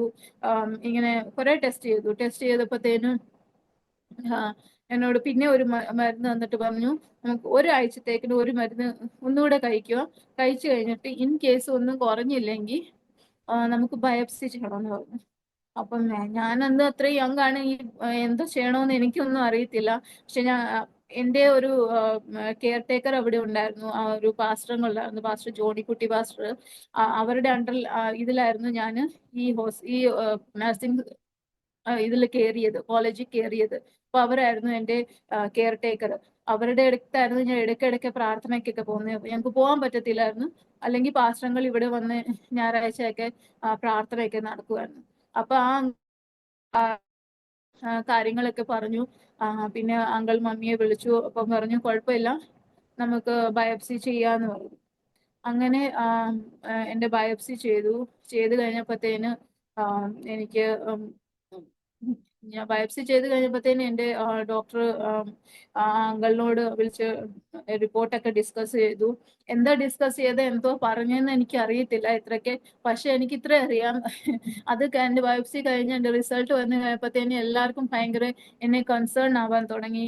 ഈവൻ എൻ്റെ നഴ്സിംഗ് ഡയറക്ടർ ആയാലും എൻ്റെ ഫ്രണ്ട്സ് ആയാലും എൻ്റെ കൊലീഗ്സ് ആയാലും എൻ്റെ പ്രിൻസിപ്പൽ ആയാലും അവരെന്നെ ഭയങ്കരമായിട്ട് പിട്ടിയായിട്ട് കാണും, ഭയങ്കര കൺസേൺ ആവാൻ തുടങ്ങി.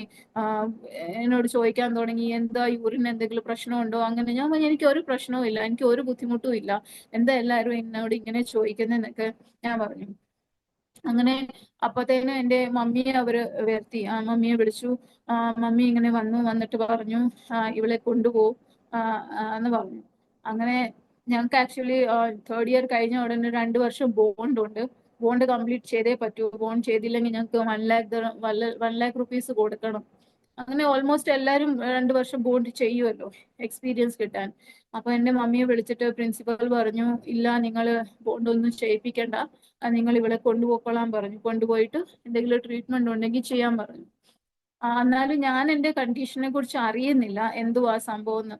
ബിക്കോസ് അവര് പറഞ്ഞത് എൻ്റെ 70% കിഡ്നി അന്ന് ബയോപ്സി ചെയ്തപ്പോൾ പറഞ്ഞത് എൻ്റെ 70% കിഡ്നി ഓൾറെഡി ഡാമേജ് ആണ്, ഓൺലി 30% വർക്ക് ചെയ്യുന്നുള്ളത്. പക്ഷെ എനിക്ക് അതിനെ പറ്റി ഒരു ഐഡിയ ഇല്ല. എന്നോട് ഡോക്ടർ നേരിട്ട് പറഞ്ഞിട്ടും ഇല്ല, ബിക്കോസ് ചിലപ്പോൾ ഞാൻ യങ് ആയതുകൊണ്ടായിരിക്കും. അങ്ങനെ മമ്മി പറഞ്ഞു ഓക്കെ ഞാൻ കൊണ്ടുപോവാന്ന് പറഞ്ഞു. മമ്മി പോയി. അന്നും എൻ്റെ മമ്മി തന്നെ ഉള്ളായിരുന്നു ജോലി ചെയ്യുന്നതും ചെയ്യുന്നതും. അങ്ങനെ പക്ഷെ അതൊന്നും നോക്കാതെ എൻ്റെ മമ്മി എന്നെ ഡൽഹി കൊണ്ടുവന്നു. എല്ലാ ഹോസ്പിറ്റലിലും, മീൻസ് വലിയ ഹോസ്പിറ്റലിൽ കൊണ്ടുപോയി നെഫ്രോളജിസ്റ്റിനെ കാണിക്കുന്ന ചെയ്യുന്ന ടെസ്റ്റ് എല്ലാം അവരും ചെയ്യുന്ന ടെസ്റ്റ് എല്ലാം ചെയ്ത് കഴിഞ്ഞപ്പോഴത്തേന് റിസൾട്ട് എല്ലാം വന്നു. എന്തുവാന്ന് എനിക്ക് അറിയത്തില്ല. എനിക്ക് ഇത്രേ അറിയത്തുള്ളൂ, നെഫ്രോളജിസ്റ്റ് അന്ന് ഞാൻ അവിടെ ഡൽഹിയിൽ കണ്ട നെഫ്രോളജിസ്റ്റ് എന്നെ വിളിച്ചു. ഒരു പ്രായമുള്ള ഡോക്ടറായിരുന്നു. എന്നെ വിളിച്ചു പറഞ്ഞു റിസ, യു ഹാവ് എ പ്രോബ്ലം, നിനക്കൊരു പ്രശ്നമുണ്ട്, നിനക്ക് കിഡ്നിക്ക് പ്രശ്നമുണ്ട്, പക്ഷെ നീ ഇപ്പൊ ഓക്കെ ആണ്, നിനക്ക് കുഴപ്പമൊന്നുമില്ല. മോള് ഇതിനെ പറ്റി ടെൻഷൻ ഒന്നും അടിക്കണ്ട. ഇത്രേ ഉള്ളൂ, മോള് പോവാ, മോൾ ജോലി ചെയ്യുക, ജോലി ചെയ്തിട്ട് ചെയ്യുക, നിന്നെ നോക്കുക. പിന്നെ ഇത്രേ ഉള്ളൂ, 3 മാസം കൂടുമ്പോഴത്തേനും ബ്ലഡ് ടെസ്റ്റ് ചെയ്യുക. എന്തെങ്കിലും ഒരു ബുദ്ധിമുട്ടോ പ്രയാസങ്ങളോ എന്തെങ്കിലും ക്ഷീണോ എന്തെങ്കിലും വരുമ്പോൾ അപ്പൊ തന്നെ പോയി ബ്ലഡ് ടെസ്റ്റ് ചെയ്യുക. ബിക്കോസ് ഞങ്ങൾക്ക് ചിലപ്പോൾ ക്രിയാറ്റിൻ പെട്ടെന്നായിരിക്കും കൂടുന്നത്, നമുക്ക് പറയാൻ പറ്റത്തില്ല. ഓക്കെ ഡോക്ടർ, കുഴപ്പമൊന്നുമില്ല എന്ന് പറഞ്ഞു. അങ്ങനെ ഞാൻ പ്രാർത്ഥനയോട് മുമ്പോട്ട് പോയി. ദൈവം സഹായിച്ച് ദൈവം എനിക്ക് ആരോഗ്യം തന്നിട്ടുണ്ടായിരുന്നു. എനിക്ക് ഒരു ബുദ്ധിമുട്ടും ഒന്നും ഇല്ലായിരുന്നു, പ്രയാസങ്ങളൊന്നും ഇല്ലായിരുന്നു. അങ്ങനെ കുറെ എൻ്റെ തേർഡ് ഇയർ പഠിച്ചു കഴിഞ്ഞ നഴ്സിംഗിന്റെ റിസൾട്ട് വന്നു, പക്ഷെ സർട്ടിഫിക്കറ്റ്സ് ഒന്നും വന്നില്ലായിരുന്നു. അതുകൊണ്ട് സർട്ടിഫിക്കറ്റ് വരാത്തതുകൊണ്ട് എനിക്ക് എവിടെ ജോലിക്ക് കയറാൻ പറ്റത്തില്ലായിരുന്നു. അങ്ങനെ ഞാൻ 3-4 മാസം വെറുതെ വീട്ടിൽ ഇരുന്നപ്പോൾ ഞാൻ പറഞ്ഞു മമ്മിയോട്, മമ്മി എനിക്ക് കുഴപ്പമൊന്നുമില്ല, ഞാൻ തിരിച്ചു പോയി ബോണ്ട് ചെയ്തോളാം എന്നൊക്കെ പറഞ്ഞു.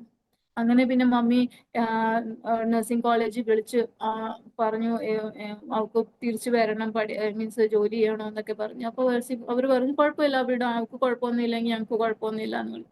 അങ്ങനെ ദൈവം സഹായിച്ച് എനിക്ക് വേണ്ടി അന്ന് പ്രാർത്ഥിച്ച എൻ്റെ സഭ ചർച്ച് ഓഫ് ഗോഡില് എല്ലാവരും എനിക്ക് വേണ്ടി ഒത്തിരി വിഷമിച്ച് പ്രാർത്ഥിച്ചു. അങ്ങനെ ഞാൻ പൂർണ്ണ ബലത്തോട് പിന്നെയും നഴ്സിംഗിന്റെ ബോണ്ട് കംപ്ലീറ്റ് ചെയ്യാൻ വേണ്ടി ഞാൻ ദൈവം സഹായിച്ച് ഞാൻ തിരിച്ചു വിട്ടു. അവിടെ പോയി ഞാൻ 2 വർഷം ബോണ്ട് ചെയ്തു. ബോണ്ട് ചെയ്തിട്ടാണ് ഞാൻ പിന്നെ തിരിച്ചു വരുന്നത്. അതുവരെ ദൈവം ഒരു കുഴപ്പം, മീൻസ് എനിക്ക് അങ്ങനെ ഒരു കുഴപ്പവും ഉണ്ടായില്ല. ഒരു ബുദ്ധിമുട്ടോ ഒരു ശ്വാസം മുട്ടലോ ഒരു നീര് വരുന്നതോ അങ്ങനെ ഒരു ബുദ്ധിമുട്ടും ഉണ്ടായില്ല എനിക്ക്. അങ്ങനെ ഞാൻ ബോണ്ട് ചെയ്തിട്ട് ഞാൻ എനിക്ക് തോന്നുന്നു ഡിസംബർ 2009 എൻ്റെ ബോണ്ട് കഴിഞ്ഞു. അപ്പൊ തന്നെ എൻ്റെ കല്യാണം ഉറപ്പിച്ചു. കല്യാണം ഉറപ്പിച്ചതിന് പെട്ടെന്നായിരുന്നു എല്ലാം. ബിക്കോസ് ഞാൻ ബോണ്ട് കഴിഞ്ഞ് 2009 ഞാൻ തിരിച്ചു വരുന്നു. ജനുവരിയിൽ എൻ്റെ കല്യാണമായിരുന്നു. അപ്പത്തേന് ഞാൻ പക്ഷെ എനിക്ക് അത്ര വലിയ ഞാൻ പറയുന്ന നഴ്സിംഗിൽ പോയപ്പം ഞാൻ ഫസ്റ്റ് ഇയറിലൊക്കെ ആണെങ്കിൽ നല്ല ആത്മീയതയായിട്ട് നിന്ന് ദൈവത്തോട് പ്രാർത്ഥിച്ച് ഉപസിച്ച് എപ്പോഴും ഇപ്പോഴും ഓർക്കുന്നുണ്ട്, വൈകുന്നേരം ഒരു സമയം ഉണ്ടെങ്കിൽ ഞാൻ ബൈബിൾ വായിച്ചിട്ട് പ്രാർത്ഥിച്ചിട്ട് കിടക്കത്തോളാണ്. ഇവിടെ ഒരു സഭ അല്ലെങ്കിൽ പ്രാർത്ഥിക്കാനുള്ള ഒരു പ്രെയർ ഗ്രൂപ്പ് ഒന്നും ഇല്ലായിരുന്നു. അതൊന്നും നമുക്ക് കിട്ടുന്നില്ലായിരുന്നു. അങ്ങനെ ആയപ്പോഴത്തേനും പിന്നെ ആയപ്പോഴത്തേനും എൻ്റെ ആത്മീയത ഇച്ചിരി കുറഞ്ഞു പോലെ എനിക്കറിയാം. എൻ്റെ ആത്മീയത ഇച്ചിരി കുറഞ്ഞു. ദൈവത്തോട് അടുപ്പം ഞാൻ കുറഞ്ഞു. ബിക്കോസ് എനിക്ക് ആ കിട്ടിയ ഫ്രീഡം, അവിടെ എനിക്ക് ആരും വഴക്ക് പറയാനില്ല, ആരും എന്നെ നോക്കാനില്ല. അങ്ങനെ ഒരു ഫ്രീഡം എനിക്ക് കിട്ടിയപ്പോഴത്തേന് ഞാൻ ദൈവത്തോട് ഇച്ചിരി പുറകോട്ടായി. എൻ്റെ ആത്മീയ ജീവിതത്തിൽ ഞാൻ പുറകോട്ടായി. അങ്ങനെ വന്നപ്പോഴത്തേന് ഞാൻ പിന്നെ എല്ലാം കാണാൻ തുടങ്ങിയ വേൾഡ്ലിയിലാണ്. വേൾഡ്ലി പ്ലഷേഴ്സ് ആണ് ഞാൻ കാണാൻ തുടങ്ങിയത്. എനിക്ക് ബിക്കോസ് എൻ്റെ ഫ്രണ്ട്സ് അങ്ങനെയായിരുന്നു. ആരും വിശ്വാസത്തിലുള്ള ഫ്രണ്ട്സ് ഒന്നും ആരും ഇല്ലായിരുന്നു. എനിക്ക് കുറവായിരുന്നു. എല്ലാം നോർത്ത് ഇന്ത്യൻ ഫ്രണ്ട്സ് ഒക്കെ ആയിരുന്നു. അങ്ങനെ അപ്പം ബുദ്ധിമുട്ടൊന്നും ഇല്ലല്ലോ എല്ലാത്തിനും. ഞാനിപ്പം വീട്ടിലുള്ളപ്പം എൻ്റെ ഡാഡി ഉള്ളപ്പം കഷ്ടപ്പാട് പ്രയാസങ്ങൾ എല്ലാം ഉള്ളപ്പം ഒരു പേടി ഉണ്ടായിരുന്നു ഉള്ളില്. ദൈവത്തോട് വിളിക്കണം, അങ്ങനെ ഒരു പേടി ഉണ്ടായിരുന്നു. പക്ഷെ അവിടെ വന്നപ്പോ ആരെയും പേടിക്കാനൊന്നും ഇല്ല. അപ്പത്തേന് ഞാനൊരു ഇച്ചിരി ആത്മീയതയോടും ഇച്ചിരി പുറകോട്ടായി പോയി. അങ്ങനെ പുറകോട്ടായപ്പോഴത്തേന് പക്ഷെ ഞാൻ വേൾഡ്ലി പ്രഷർ നോക്കിക്കൊണ്ടിരുന്ന. അങ്ങനെ ആയപ്പോഴത്തേന് എൻ്റെ ഈ രോഗം വന്നപ്പോൾ ഞാൻ ഇച്ചിരി ദൈവത്തോട് അടുത്തു, പ്രാർത്ഥിച്ചു. ബിക്കോസ് അന്നും എനിക്ക് ഈ രോഗത്തിന്റെ സീരിയസ്നെസ് ഞാൻ അറിയുന്നില്ല. ബിക്കോസ് എനിക്ക് പ്രശ്നങ്ങളിലൊന്നും ഇല്ലാത്ത സ്ഥിതിക്ക് എനിക്കൊരു രോഗം ഉണ്ടെന്ന് ഞാൻ അറിയുന്നില്ല, ഞാനത് അക്സെപ്റ്റ് ചെയ്യുന്നില്ല. അങ്ങനെ അപ്പം എൻ്റെ കല്യാണം ആയപ്പോഴത്തേന് ജനുവരി 2010 എൻ്റെ കല്യാണം ആയപ്പോഴത്തേന് ഐ വാസ് നോട്ട് ഹാപ്പി. ഞാൻ ഒട്ടും എനിക്കൊരു ഇഷ്ടമുള്ള കല്യാണം അല്ലായിരുന്നു. ബിക്കോസ് എൻ്റെ ഹസ്ബൻഡ് ടോട്ടലി സൗത്തിൽ നിന്നായിരുന്നു. എനിക്ക് എപ്പോഴും ആഗ്രഹം ഞാൻ നോർത്ത് ഇന്ത്യയിലുള്ള ആളിനെ തന്നെ കെട്ടാൻ വേണ്ടിയായിരുന്നു എൻ്റെ ആഗ്രഹം. പക്ഷെ 3 പ്രാവശ്യം ഈ കല്യാണത്തിന് വേണ്ടി ഞാൻ നോ പറഞ്ഞു. പക്ഷെ തിരിച്ച് ഈ കല്യാണം പിന്നെ എൻ്റെ അടുത്ത് വന്നപ്പോഴത്തേന് ഇത് ദൈവത്തിന്റെ ഹിതം തന്നെയാണെന്ന് പറഞ്ഞ് ഞാൻ പിന്നെ അങ്ങനെ പോയി. ബിക്കോസ് നോർത്തും സൗത്തും കെട്ടുമ്പോഴത്തേന് അവരുടെ വ്യൂസ് ക്ലാഷ് ആവും, അങ്ങനെയൊക്കെ ബുദ്ധിമുട്ടുകൾ വരും എന്നൊക്കെ ഓർത്തിട്ട് എനിക്കൊരു പേടിയുണ്ടായിരുന്നു. അങ്ങനെ ഉണ്ടായിരുന്നു, ഇല്ലെന്ന് ഞാൻ പറയത്തില്ല. അങ്ങനെ കല്യാണം കഴിഞ്ഞിട്ട് ഞങ്ങളുടെ വ്യൂസ് ഭയങ്കര ബുദ്ധിമുട്ടായിരുന്നു. ഞാൻ കാര്യമൊക്കെ ഭയങ്കര അഡ്ജസ്റ്റ് ചെയ്യാൻ. ബിക്കോസ് എൻ്റെ ഹസ്ബൻഡ് അന്ന് കുവൈറ്റിലായിരുന്നു, ഞാൻ ഡൽഹിയിലായിരുന്നു. അപ്പം ലോങ് ഡിസ്റ്റൻസ് ആകുമ്പോഴത്തേന് നമുക്ക് ഒറ്റ സമയമില്ല, ഒരുമിച്ച് ഞങ്ങൾ ജീവിച്ചിട്ടില്ല. അങ്ങനെ ആയപ്പോഴത്തേന് ആദ്യമൊക്കെ കുറച്ച് ബുദ്ധിമുട്ടുകൾ ഉണ്ടായിരുന്നു. പക്ഷെ പിന്നെ ആയപ്പോഴത്തേന് ഓരോരോ സിറ്റുവേഷൻ വന്നപ്പോഴത്തേന് ഞാൻ മനസ്സിലാക്കി ഞാൻ ചിന്തിക്കുന്ന, ഞാൻ പ്ലാൻ ചെയ്യുന്ന, ഞാൻ ആഗ്രഹിക്കുന്ന ഒന്നും അല്ല ശരി. ദൈവം എനിക്ക് വേണ്ടി എന്തോ പ്ലാൻ ചെയ്തിരിക്കുന്നത് അതാണ് ശരി. അത് ദൈവസമയമാകുമ്പോൾ എനിക്ക് തരുമെന്നറിയും. സോ എൻ്റെ ഹസ്ബൻഡിനെ ദൈവം എനിക്ക് തന്നത് അത് ദൈവത്തിന്റെ ഹിതമായിരുന്നു. അല്ലെങ്കിൽ 3 പ്രാവശ്യം അത് പോയിട്ട് പിന്നെയും തിരിച്ചു വരണമെങ്കിൽ അത് ദൈവത്തിന്റെ ഹിതം തന്നെയാണ്. അതുകൊണ്ട് അതിന്റെ കാര്യങ്ങളൊക്കെ ഞാൻ അനുഭവിച്ചത് പിന്നെയാണ്. അപ്പൊ അന്ന് എനിക്ക് ഭയങ്കര റിഗ്രറ്റ് തോന്നുമായിരുന്നു. ഞാൻ എന്തിനാ ഞാൻ ചോദിച്ചിട്ടുണ്ട്, ഞാൻ ദൈവത്തോട് പ്രാർത്ഥിച്ചിട്ട് ഞാൻ ചോദിച്ചിട്ടുണ്ടോ, ദൈവമേ എന്തിനാ എനിക്ക് ഇങ്ങനെ ഒരാളിനെ ദൈവം തന്നത് എന്നൊക്കെ. പക്ഷെ അന്നൊന്നും എനിക്ക് അതിന്റെ മറുപടി കിട്ടിയില്ല. പക്ഷെ ഇന്ന് ഞാൻ പറയുന്നു, ചിലപ്പം ഇന്ന് ഞാൻ പറയുന്നു, എൻ്റെ ഹസ്ബൻഡ് ഇല്ലായിരുന്നെങ്കിൽ ചിലപ്പോൾ ഞാൻ ഇന്ന് ഈ വേദിയിൽ ഞാൻ നിൽക്കത്തില്ലായിരുന്നു, സംസാരിക്കത്തില്ലായിരുന്നു. അങ്ങനെ ഞങ്ങളുടെ 2010 കല്യാണം കഴിഞ്ഞു. എൻ്റെ ഹസ്ബൻഡ് കുവൈറ്റിലായിരുന്നു.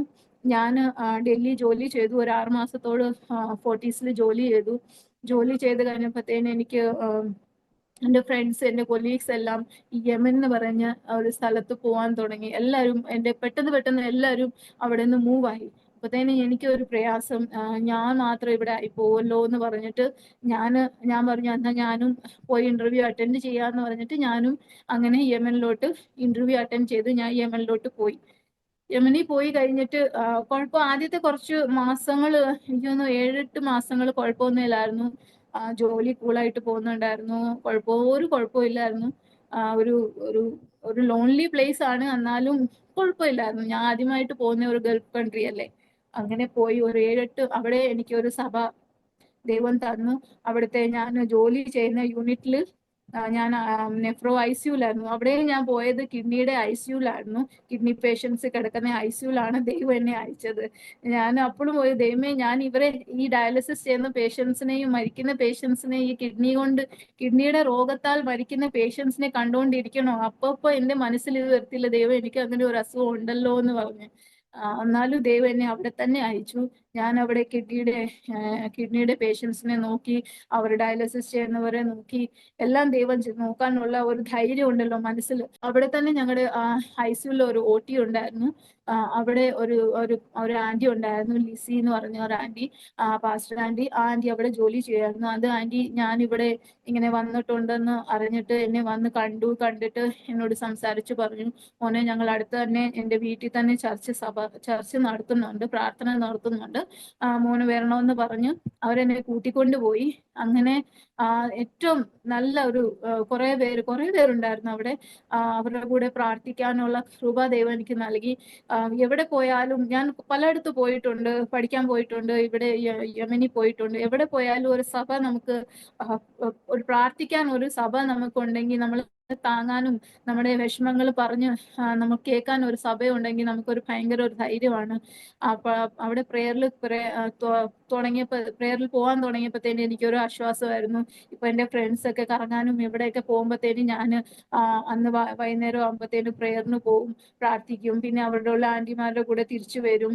അതൊരു വലിയൊരു സന്തോഷമായിരുന്നു. പിന്നെ ലിസി ആന്റിയും പാസ്റ്ററങ്ങളും എനിക്ക് വേണ്ടി ഒത്തിരി പ്രാർത്ഥിച്ചിട്ടുണ്ട്, എല്ലാത്തിനും എന്നെ താങ്ങിയിട്ടുണ്ട്. ഒരു 7-8 മാസം കഴിഞ്ഞപ്പോഴത്തേനും അവിടെ യുദ്ധം തുടങ്ങി. പെട്ടെന്നായിരുന്നു യുദ്ധം തുടങ്ങിയത്. നമ്മൾ എക്സെപ്റ്റ് ചെയ്യുന്ന, നമുക്ക് ഒരു പ്രതീക്ഷയില്ലായിരുന്നു ഇങ്ങനെ എന്തെങ്കിലും സംഭവിക്കുമെന്ന്. പെട്ടെന്ന് ഒരു രാത്രിയിൽ ഞങ്ങൾ പ്രാർത്ഥന കഴിഞ്ഞിട്ട്, എനിക്ക് നൈറ്റ് ഡ്യൂട്ടി ആയിരുന്നു. അപ്പൊ ഞങ്ങളുടെ ഹോസ്പിറ്റലിന്റെ അടുത്ത് തന്നെയാണ് ആന്റിയുടെ വീട്. അപ്പൊ ഞങ്ങൾ പ്രാർത്ഥന കഴിഞ്ഞിട്ടാണ് ഞാൻ അവിടെ ഡ്യൂട്ടിക്ക് പോകുന്നത്, നേരിട്ട് ഡ്യൂട്ടിക്ക് പോകുന്നത്. അങ്ങനെ ഞങ്ങൾ പ്രാർത്ഥന കഴിഞ്ഞിരുന്നപ്പോഴത്തേന് പെട്ടെന്ന് വെടിവെപ്പിന്റെ സൗണ്ടും ഭയങ്കര സൗണ്ട് വരാൻ തുടങ്ങി. അപ്പത്തേന് ഞങ്ങൾ ഇങ്ങനെ ന്യൂസ് നോക്കിയപ്പോഴത്തേന് അവിടുത്തെ ഏതോ രാജാവിനെ കൊന്നെന്നോ അങ്ങനെ എന്ന വന്നപ്പോഴത്തേനും ഭയങ്കര വെടിവെപ്പും ഭയങ്കര യുദ്ധം തുടങ്ങി. അപ്പം എല്ലാം പറഞ്ഞു, ആരും ഇറങ്ങണ്ട എന്നൊക്കെ പറഞ്ഞ്. അപ്പൊ അത് ഭയങ്കര ബുദ്ധിമുട്ട്. അപ്പൊ ഞങ്ങളുടെ സഭയിൽ ഈ ചർച്ചില് എനിക്ക് ഒന്ന് 60-70% ആൾക്കാർ ഞങ്ങളുടെ ഈ ചർച്ചിലുള്ള അവിടെ ജോലി ചെയ്യുന്ന ആൾക്കാർ, ഈ ഹോസ്പിറ്റലിൽ ജോലി ചെയ്യുന്ന ആൾക്കാർ തന്നെയാണ്. അങ്ങനെ ഭയങ്കരമായിട്ട് വെടിവെപ്പ് തുടങ്ങിയപ്പോഴത്തേന് എനിക്ക് ഡ്യൂട്ടിക്ക് പോകണമായിരുന്നു. ഞാൻ ഹോസ്റ്റലിലാണെങ്കിൽ എനിക്ക് കുഴപ്പമില്ലായിരുന്നു, എനിക്ക് അവിടെ സ്റ്റേ ബാക്ക് ചെയ്യായിരുന്നു. പക്ഷെ ഞാൻ വേറെ ഒരു സ്ഥലത്ത് നിൽക്കുന്നതുകൊണ്ട് ചോദ്യം വരും. അങ്ങനെ ആയപ്പോഴത്തേന് ഞാൻ പറഞ്ഞു, ആന്റി എനിക്ക് പോയേ പറ്റത്തുള്ളൂ ഡ്യൂട്ടിക്ക്, എന്താ ചെയ്യണമെന്ന് അറിയത്തില്ല എന്ന് പറഞ്ഞപ്പോഴത്തേന് അവിടുത്തെ ഹോസ്പിറ്റലിൽ ജോലി ചെയ്യുന്ന ഒരു ചേട്ടന് അവിടെ കുടുംബമായിട്ട് അവിടെ വരുന്നുണ്ട്. ആ ചേട്ടൻ പറഞ്ഞു, കുഴപ്പമില്ല, ഞാൻ കൊണ്ടുവിട്ടിട്ട് വരാന്നൊക്കെ പറഞ്ഞു. അങ്ങനെ ഞങ്ങൾ പുറത്തിറങ്ങിയപ്പോഴത്തേനും ഭയങ്കര വെടിവെപ്പിന്റെ സൗണ്ട് പറഞ്ഞാൽ എനിക്ക് ഇപ്പോഴും എനിക്ക് അറിയാം, ആ ചെവിയിൽ ആ വെടിവെപ്പിന്റെ സൗണ്ട്, ഭയങ്കര വെടിവെപ്പിന്റെ. ഞങ്ങൾക്ക് നടന്നു പോകാൻ പറ്റത്തുള്ളൂ, ഞങ്ങൾക്ക് വണ്ടിയൊന്നുമില്ല. അങ്ങനെ ഒരു 10-15 മിനിറ്റ് നടക്കണം. അങ്ങനെ ഞാനും ആ ചേട്ടനും ഞങ്ങൾ പ്രാർത്ഥിച്ചിട്ട്, വാ നമുക്ക് പ്രാർത്ഥിച്ചിട്ട് ഇറങ്ങാന്ന് പറഞ്ഞു. ആ ചേട്ടൻ പറഞ്ഞു. അങ്ങനെ ഞങ്ങൾ പ്രേയർ കഴിഞ്ഞു പ്രാർത്ഥിച്ചിട്ട് ഞങ്ങൾ ഇറങ്ങി കഴിഞ്ഞപ്പോഴത്തേന് ഞങ്ങളിങ്ങനെ പോയി. ഞങ്ങൾ കാണുന്നുണ്ട് ആൾക്കാരെ, ഞങ്ങൾക്ക് പേടിയാ. ബിക്കോസ് ഇനി ഇവരുടെ കയ്യിൽ, ഉള്ള ജനങ്ങളുടെ കയ്യിൽ, എല്ലാവരുടെ കയ്യിലും ഈ തോക്കും ഇതൊക്കെ ഉള്ളതാണ്. ഇനി ആരെങ്കിലും നമ്മള് വെടിവെക്കുമോന്ന് നമുക്ക് അറിയത്തില്ല. അങ്ങനെ ഞങ്ങൾ പ്രാർത്ഥിച്ചിട്ട് അങ്ങനെ പോയി കഴിഞ്ഞപ്പോഴത്തേനും ഞങ്ങൾ ഹോസ്പിറ്റലിൽ എത്തുമ്പോഴത്തേനും നമ്മൾ പോകുന്നത് എമർജൻസി ത്രൂ ആണ്. അപ്പൊ ഞങ്ങൾ എമർജൻസിയുടെ അവിടെ പോയപ്പോഴത്തേനും ആ കോറിഡോറിൽ നിറച്ച് ആൾക്കാർ ഇങ്ങനെ കിടപ്പുണ്ട്. അപ്പൊ എനിക്ക് കണ്ടിട്ട് പേടിയായി. ഞാൻ പറഞ്ഞു, ചേട്ടാ ഇതെന്തോ ഇത്ര ഇങ്ങനെ ആൾക്കാർ ഇങ്ങനെ കിടക്കുന്നതെന്നൊക്കെ ചോദിച്ചു. അപ്പത്തേന് അവിടുത്തെ ചേച്ചി പറഞ്ഞു, അപ്പൊ ചേട്ടൻ ചേച്ചിയോട്, അവിടുത്തെ സ്റ്റാഫിനോട് ചോദിച്ചു, എന്താ ഇവിടെ ഇങ്ങനെ കിടക്കുന്ന ആൾക്കാർ? പറഞ്ഞു, ഇത് നോർമൽ ജനങ്ങളാണ്, ഇവിടെ പുറത്ത് നടന്നപ്പോഴത്തേന് ഈ വെടിവെപ്പ് ഇവർ മേളിലോട്ട് ഇടുന്ന് വെടി വന്ന് അവരുടെ അല്ലെങ്കിൽ തലമണ്ടേ വീഴുന്ന, അവരുടെ ഷോൾഡറിൽ വന്ന് വീഴുന്ന, അങ്ങനെ വന്ന് കിടക്കുന്ന ആൾക്കാരാണെന്ന് പറഞ്ഞു. അപ്പൊ ഞാനും എന്റെ ആ ചേട്ടനോട് പറഞ്ഞു, ഞങ്ങള് 15 മിനിറ്റ് നടന്നാ വരുന്നേ, എന്നാൽ ദൈവം ഞങ്ങളെ രണ്ടുപേരും ഒരു കുഴപ്പമില്ലാതെ അവിടെ എത്തിച്ചെന്ന ദൈവത്തിന് ഞങ്ങൾ അപ്പൊ തന്നെ ഞങ്ങൾ അവിടെ നിന്ന് നന്ദി പറഞ്ഞു. അങ്ങനെ ആയപ്പോഴത്തേനും ഞാൻ എൻ്റെ വാർഡിൽ പോയപ്പോഴത്തേനും അവിടുത്തെ ഒരു സീനിയർ ചേച്ചി ഉണ്ടായിരുന്നു. ആ ചേച്ചിയും ആ ചേട്ടനെ ഒത്തിരി വഴക്ക് പറഞ്ഞു, എന്തിനാ ഈ കൊച്ചിനെ കൊണ്ട് ഇത്രയും ദൂരെ വന്നത്, അവിടെ നിന്നാ പോരായിരുന്നോ. അപ്പം ചേട്ടൻ പറഞ്ഞു, ചേച്ചി ഞങ്ങൾ 15 മിനിറ്റ് ഇവിടെ നടന്നാ വന്നേ, എന്നാലും ദൈവം ഒരു കുഴപ്പമില്ലാതെ ഞങ്ങളെ ഇവിടെ കൊണ്ടുവന്നില്ലേ, അങ്ങനെ ഞങ്ങൾക്ക് ഒന്നും വരത്തില്ല, ദൈവം ഉണ്ടെങ്കിൽ ഒന്നും വരത്തില്ല എന്ന് പറഞ്ഞ് ചേച്ചിയോടൊന്നും പറഞ്ഞു. അങ്ങനെ അന്ന് ജോലി ചെയ്തു. അന്ന് തൊട്ട് അവിടുത്തെ പ്രയാസങ്ങൾ, ബുദ്ധിമുട്ടുകൾ തുടങ്ങി. അവിടെ യുദ്ധമായപ്പോഴത്തേന് അവിടെ കറണ്ട് പോയി, ഞങ്ങൾക്ക് സാലറി കിട്ടാതായി. അങ്ങനെ ആയപ്പോഴത്തേന് അനേകർ, മീൻസ് ഒത്തിരി സ്റ്റാഫ് റിസൈൻ ചെയ്ത് പോന്നു. അന്ന് ഞാനും റെസിഗ്നേഷൻ കൊടുത്തതാണ്. പക്ഷെ എന്തോ എനിക്ക് അറിയത്തില്ല, ഞാൻ അത് തിരിച്ചു എടുത്തു. ഞാൻ പോയില്ല. ഞാൻ ഇപ്പം എന്റെ ഹസ്ബൻഡ് എന്നോട് പറഞ്ഞു, ഹസ്ബൻഡ് കുവൈറ്റിലുണ്ടായിരുന്നു, കുഴപ്പമൊന്നുമില്ല, പോരെന്നൊക്കെ പറഞ്ഞു. പക്ഷെ ഞാൻ പോയില്ല. എനിക്ക് അറിയത്തില്ല എന്താ ഞാൻ പോരാഞ്ഞെന്ന് എനിക്ക് അറിയത്തില്ല. എന്നാലും അവിടെ തന്നെ ഞാൻ നിന്ന് ജോലിക്ക് പോയി. കറണ്ട് ഒന്നും ഇല്ലായിരുന്നു. കറണ്ട് എന്ന് പറഞ്ഞാൽ ഒരു പാതിരാത്രിക്ക് ഒരു 2 മണിക്കൂർ കറണ്ട് വരുമായിരുന്നു. ആ സമയത്ത് വേണമെങ്കിൽ നമുക്ക് എന്തെങ്കിലും കുക്കിങ്ങോ അല്ലെങ്കിൽ ആ വെള്ളം പിടിച്ച് വെക്കാനോ അങ്ങനെ എന്തെങ്കിലും ഉണ്ടെങ്കിൽ നമ്മൾ വെക്കുക. പക്ഷെ അവിടെ യമൻ ആയതുകൊണ്ട് അവിടെ എപ്പോഴും 365 ഡേയ്സ് തണുപ്പാണ്. മീൻസ് അപ്പൊ ചൂടായാലും ഒരു തണുപ്പാണ്. നമുക്ക് അങ്ങനെ ഫാനിന്റെയോ AC-യുടെയോ ആവശ്യമൊന്നുമില്ല. പിന്നെ ഇതേ ഉള്ളൂ ബുദ്ധിമുട്ട്, നമുക്ക് ഫോൺ ചാർജ് ചെയ്യാൻ പറ്റത്തില്ല. നമുക്ക് ഒന്നെങ്കിലും വെള്ളം വേണമെങ്കിൽ മോട്ടോർ ഓൺ ആക്കണം. അങ്ങനെ വെള്ളം പിടിച്ച് രാത്രിയിലൊക്കെ ആയിരിക്കും, പാതിരാത്രിക്കായിരിക്കും ഇത് വരുന്നത്, കറണ്ട് വരുന്നത്. ആ സമയത്തായിരിക്കും നമ്മൾ പോയി ഫോൺ ചാർജ് ചെയ്യുന്നതും വെള്ളം പിടിച്ചു വെക്കുന്നതും അങ്ങനെയൊക്കെ ആയിരുന്നു. പിന്നെ സാലറി കിട്ടാതായി. പിന്നെ നമ്മൾ ഹോസ്പിറ്റലിൽ പോകുമ്പോൾ കുഴപ്പമില്ല, ഹോസ്പിറ്റലിൽ നമുക്ക് കറണ്ടും ഇതൊക്കെ ഉണ്ട്. പിന്നെ ആയപ്പോഴത്തേനും സാലറി കിട്ടാതായി. നമുക്ക് സാലറി കിട്ടിയില്ലെങ്കിൽ നമ്മളെങ്ങനെ ഫുഡ് കഴിക്കുന്നേ. നമ്മുടെ ഇവിടെ വീട്ടിലോട്ട് വിളിക്കാൻ നമുക്ക് മൊബൈലിൽ വൈഫൈ ഒന്നുമില്ല. നമ്മൾ കെഫേയിൽ പോയി നമ്മൾ ഈ വീഡിയോ കോൾ ചെയ്താണ് നമ്മൾ വിളിച്ചുകൊണ്ടിരുന്നത്. അങ്ങനെ ആകുമ്പോഴത്തേന് പൈസ ഇല്ലാതായി പോയി. അങ്ങനെ ഞാനിപ്പോഴും ഓർക്കുന്നുണ്ട്, ഞാനും എൻ്റെ ഒരു ചേച്ചിയും ഞങ്ങളുടെ കൊളീഗ്സ്, ഞങ്ങൾ ICUവിൽ ഇങ്ങനെ ഡ്യൂട്ടി ചെയ്തുകൊണ്ടിരുന്നപ്പോൾ ആ ചേച്ചിയുടെ കയ്യിലും പൈസ ഇല്ല, എൻ്റെ കയ്യിലും പൈസ ഇല്ല. അപ്പൊ ഞങ്ങൾ ഇങ്ങനെ സംസാരിച്ചുകൊണ്ടിരിക്കപ്പോഴത്തേനാണ് ഈ പാസ്റ്ററാണ്ടിയും വന്ന്, ഞാൻ പള്ളിയിൽ പോകുന്നില്ലായിരുന്നു, ബിക്കോസ് എനിക്ക് ഹോസ്റ്റലിൽ നിന്ന് പള്ളിയിൽ പോകണമെങ്കിൽ വണ്ടി കൂലി കൊടുക്കണം. അപ്പം എനിക്ക് അത് കൊടുക്കാനുള്ള ഇതില്ലായിരുന്നു, എനിക്ക് പോകാൻ പറ്റുന്നില്ലായിരുന്നു. അങ്ങനെ ആയപ്പോഴത്തേന് അവർക്ക് മനസ്സിലായി കാണും, അവർക്കും കിട്ടുന്നില്ലല്ലോ. പക്ഷെ ആന്റി വന്നിട്ട് എനിക്ക് ഒരു 3000 റിയൽസ്, യമൻ റിയാൽസ് തന്നു. അന്ന് എനിക്ക് കൊടുക്കാൻ വേണ്ടി ആന്റി അന്ന് ഹോസ്പിറ്റലിൽ വന്നു. ഒരീസ ആന്റി വന്നിട്ടുണ്ടെന്ന് പറഞ്ഞു. അന്ന് ആന്റി എനിക്ക് തന്നപ്പോഴത്തേന് എനിക്ക് ഒത്തിരി സന്തോഷമായി. അപ്പൊ അന്ന് ആന്റി എനിക്ക് ആ സമയത്ത് കൊണ്ട് തന്നപ്പോ എനിക്ക് ആ ചേച്ചി എന്നോട് പറഞ്ഞാണ്, നിങ്ങളുടെ ഒരു ഇതുണ്ടല്ലോ, ഒരു സ്നേഹം ഉണ്ടല്ലോ, ആത്മിക സ്നേഹം. ഇപ്പം എന്നെ കരുതാൻ ആരുമില്ല. ഈവൻ ആരെങ്കിലും എന്റെ ഫ്രണ്ട്സ് ഉണ്ടെങ്കിൽ അവർക്കും പറ്റത്തില്ല.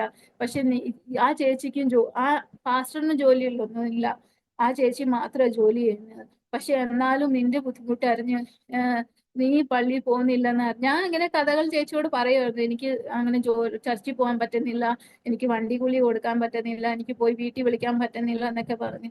അപ്പൊ ആ ചേച്ചി എന്റെ ബിഹാഫില് ചേച്ചി പറഞ്ഞു, നിങ്ങളുടെ ഒരു ഈ ആത്മീയ സ്നേഹം ഉണ്ടല്ലോ, ആ ചേച്ചിക്ക് ചിലപ്പം കാണത്തില്ല, പക്ഷെ ആ നിന്റെ വിഷമം അറിഞ്ഞ് ആ ചേച്ചി നിനക്ക് ഇച്ചിരി പൈസ കൊണ്ട് തന്നല്ലോ, അത് എനിക്ക് ഒത്തിരി സന്തോഷമായി. നിങ്ങളുടെ ആ ആത്മീയ സ്നേഹം, അവര് നിന്റെ ആരുമില്ല, ചിലപ്പോ നീ അവരോട് പറഞ്ഞിട്ട് പോലില്ല, പക്ഷെ അവര് നിന്റെ വിഷമം ദൈവം അവരെ അറിയിച്ചിട്ട് നിന്നെ കൊണ്ട് തന്നപ്പോഴത്തേന് അപ്പൊ എനിക്ക് ഒത്തിരി സന്തോഷമായി.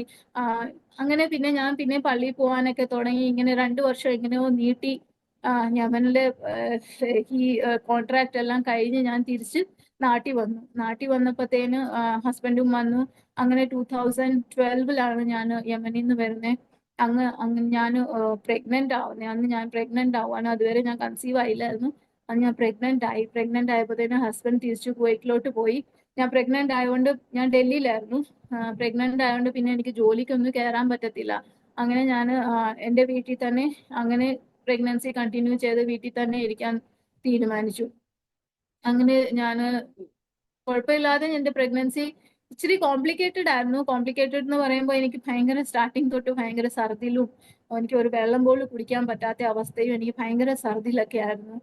ഞാൻ ഡോക്ടറുടെ അടുത്ത് പോയപ്പം ഫസ്റ്റ് ഇതിൽ പോയപ്പോഴത്തേനും ഡോക്ടർ പറഞ്ഞു, ഡോക്ടർ എനിക്കൊരു ഹിസ്റ്ററി ഉണ്ട്, എനിക്ക് കിഡ്നിയുടെ ഒരു ഇഷ്യൂ ഉണ്ട്, എനിക്കൊരു ഇഷ്യൂ ഉണ്ട്. ബിക്കോസ് ആ കിഡ്നിയുടെ ഡീപ്ലി എന്തോ ഇഷ്യൂ ആണെന്ന് എനിക്ക് ആ സമയം വരെ അറിയത്തില്ലായിരുന്നു. ഞാൻ പറഞ്ഞു, ഡോക്ടർ എനിക്ക് കിഡ്നിയുടെ ഇഷ്യൂ ഉണ്ട്, അത് നോക്കണം, അല്ലെങ്കിൽ മുമ്പോട്ട് ഇനി ബുദ്ധിമുട്ട്. അപ്പൊ ഡോക്ടർ പറഞ്ഞു ഓക്കെ നമുക്ക് ടെസ്റ്റ് ഒക്കെ ചെയ്യാം. ടെസ്റ്റ് എല്ലാം ചെയ്തപ്പം ഓക്കെ കിഡ്നിയൊക്കെ നോർമൽ ആയിരുന്നു. യൂറിനകത്ത് അങ്ങനെ പ്രോട്ടീനോ അങ്ങനെ ഒന്നും പ്രയാസമില്ല. ഡോക്ടർ പറഞ്ഞു കുഴപ്പമൊന്നുമില്ല, നമുക്കത് കുഴപ്പമില്ലാതെ പോകാന്ന് പറഞ്ഞു. അങ്ങനെ പക്ഷെ എനിക്ക് ഭയങ്കര ഛർദിലും ഭയങ്കര ബുദ്ധിമുട്ടും പ്രയാസങ്ങളൊക്കെ ഉണ്ടായിരുന്നു. പക്ഷെ അത് പാർട്ട് ഓഫ് പ്രഗ്നൻസി ആണ്. ബിക്കോസ് ചില ആൾക്കാർക്ക് ഭയങ്കര ഛർദിൽ കാണും. അങ്ങനെ ഓർത്തിട്ട് എന്റെ കണ്ടിന്യൂഷൻ അങ്ങനെ പോയി. ആ സമയത്താണ് എൻ്റെ ഹസ്ബൻഡ് കുവൈറ്റിൽ വേറെ ഒരു ജോലിക്ക് വേണ്ടി നോക്കുന്നത്. ബിക്കോസ് ആ ജോലി കൊണ്ട് പറ്റത്തില്ല, ഞാനും ജോലി ഇല്ലാതെ ഇരിക്കുകയാണ്. അങ്ങനെ ഇപ്പൊ എൻ്റെ ഹസ്ബൻഡ് അവിടെ നിന്ന് റെസിഗ്നേഷൻ കൊടുത്ത് 3 മാസം റെസിഗ്നേഷൻ കൊടുക്കണം. അപ്പത്തേന് 1 മാസം മുമ്പേ ജോലി എവിടെയെങ്കിലും നോക്കിയിട്ട് കയറാൻ വേണ്ടിയായിരുന്നു. അങ്ങനെ ആയപ്പോ ആണ് എൻ്റെ ഹസ്ബൻഡ് എനിക്കൊന്ന് 1 മാസം മാത്രം റെസിഗ്നേഷൻ പീരീഡ് മാത്രമുള്ള സമയത്ത് എൻ്റെ ഹസ്ബൻഡ് ഭയങ്കരമായിട്ട് ഈ സ്റ്റോണിന്റെ വേദന തുടങ്ങി. എൻ്റെ ഹസ്ബൻഡിന് സ്റ്റോൺ ഉണ്ടായിരുന്നു, പണ്ട് തൊട്ടുണ്ടായിരുന്നു. ഇങ്ങനെ ഇടയ്ക്കിടയ്ക്ക് വേദന വരും. അവിടെ സർജറി ഒന്നും നടത്താൻ പറ്റത്തില്ല. ഗവൺമെന്റിലൊക്കെ പോയാൽ 1 വർഷം കഴിഞ്ഞിട്ടുള്ള ഡേറ്റ് കിട്ടത്തുള്ളൂ സർജറിയുടെ. അങ്ങനെ ആയപ്പോ 2-3 ദിവസം കണ്ടിന്യൂസ് ആയിട്ട് എൻ്റെ ഹസ്ബൻഡ് ഈ ഭയങ്കര ഛർദിലും ഭയങ്കര വേദനയൊക്കെ ആയിട്ട് ഭാരപ്പെട്ടു. അപ്പം ഒരു ഓപ്ഷനും ഇല്ല. ഡോക്ടർ പറഞ്ഞു സർജറി പെട്ടെന്ന് ചെയ്യാൻ പറ്റത്തുള്ളൂ, ഇവിടെ പറ്റത്തില്ല, എനിക്ക് നാട്ടിൽ പോയി സർജറി ചെയ്യാൻ പറ്റത്തുള്ളൂ എന്നൊക്കെ പറഞ്ഞു. അങ്ങനെ ആയപ്പോഴത്തേന് പക്ഷെ എൻ്റെ ഹസ്ബൻഡ് ഓൾറെഡി ഈ എന്താ പറഞ്ഞ റെസിഗ്നേഷൻ പീരീഡിലായതുകൊണ്ട് എൻ്റെ ഹസ്ബൻഡ് ഇനി പോരേ പറ്റത്തുള്ളൂ. ബിക്കോസ് ഇനി വേറെ ഒരു കമ്പനിയിലോട്ട് ജോലി കിട്ടിയില്ലല്ലോ, ജോയിൻ ചെയ്തില്ലല്ലോ. അതുകൊണ്ട് പിന്നെ എൻ്റെ ഹസ്ബൻഡ് എന്നെ ഒരു ദിവസം വിളിച്ചു പറഞ്ഞു, ലിസ എനിക്ക് ഇവിടെ നിൽക്കാൻ പറ്റുന്നില്ല, സർജറി ചെയ്തേ പറ്റത്തുള്ളൂ, അതുകൊണ്ട് ഞാൻ പോരുവാന്ന് പറഞ്ഞു. അപ്പൊ ഞാൻ പറഞ്ഞു ഓക്കെ.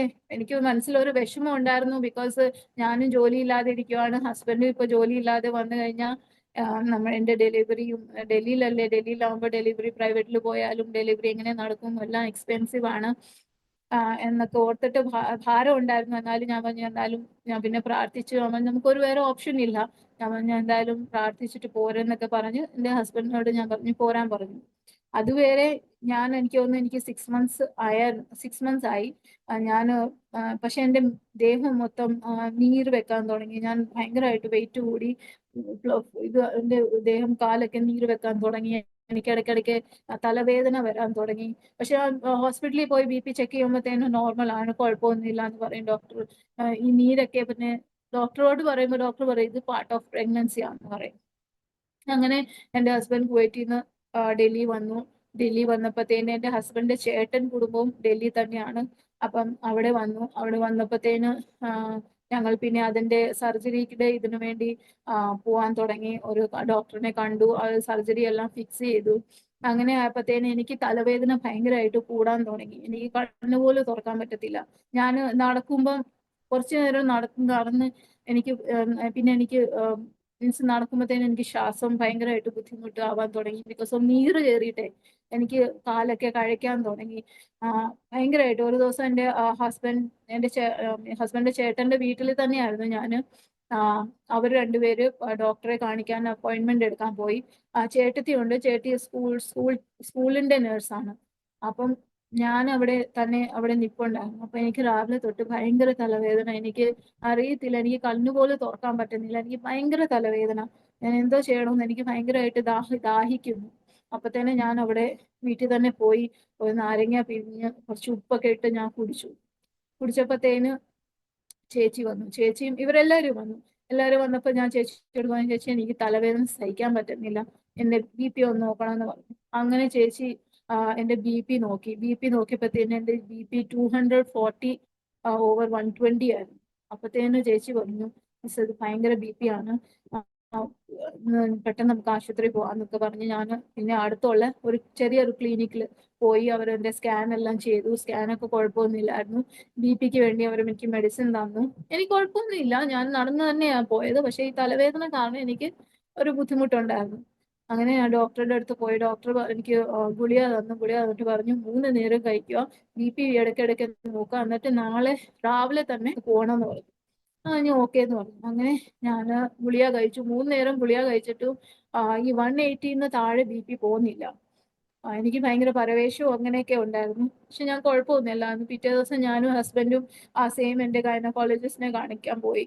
അപ്പത്തേനും ബി പി സെയിം ഹൈയിൽ നിൽക്കുവാണ്. അപ്പം ഡോക്ടർ എന്നോട് പറഞ്ഞു, മോനെ ഭയങ്കര ബി പി ആണ്, നീ ഓക്കെ ആണോ എന്നൊക്കെ ചോദിച്ചു. ഞാൻ ഓക്കെ ആണ്, എനിക്ക് കുഴപ്പമൊന്നുമില്ല എന്ന് പറഞ്ഞു ഡോക്ടറോട്.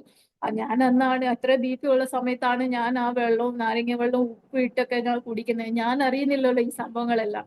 എന്നാലും ഞാൻ പോയി. ഡോക്ടർ എന്നോട് പറഞ്ഞു ഇപ്പൊ തന്നെ അഡ്മിറ്റ് ആണോ എന്ന് പറഞ്ഞു. അഡ്മിറ്റ് ആക്കി. അതുവരെ എനിക്ക് കുഴപ്പമൊന്നുമില്ലായിരുന്നു. പിന്നെ അവര് എനിക്ക് എന്നോട് പറഞ്ഞു, നിനക്ക് എന്തെങ്കിലും ഒരു ബുദ്ധിമുട്ട് വന്നിട്ടുണ്ടോ? അവർക്ക് പേടിയെന്ന് പറഞ്ഞാൽ എനിക്ക് ഇത്ര ബി പി ആവുമ്പം, പ്രഗ്നൻസിയിലാവുമ്പോൾ പെട്ടെന്ന് നമുക്ക് വരുന്ന ഈ സീഷേഴ്സ് ആണ്, ഈ എപ്പിലെപ്സി എന്ന് പറഞ്ഞ സാധനം, ഇതാണ് സീസേഴ്സ് വരും.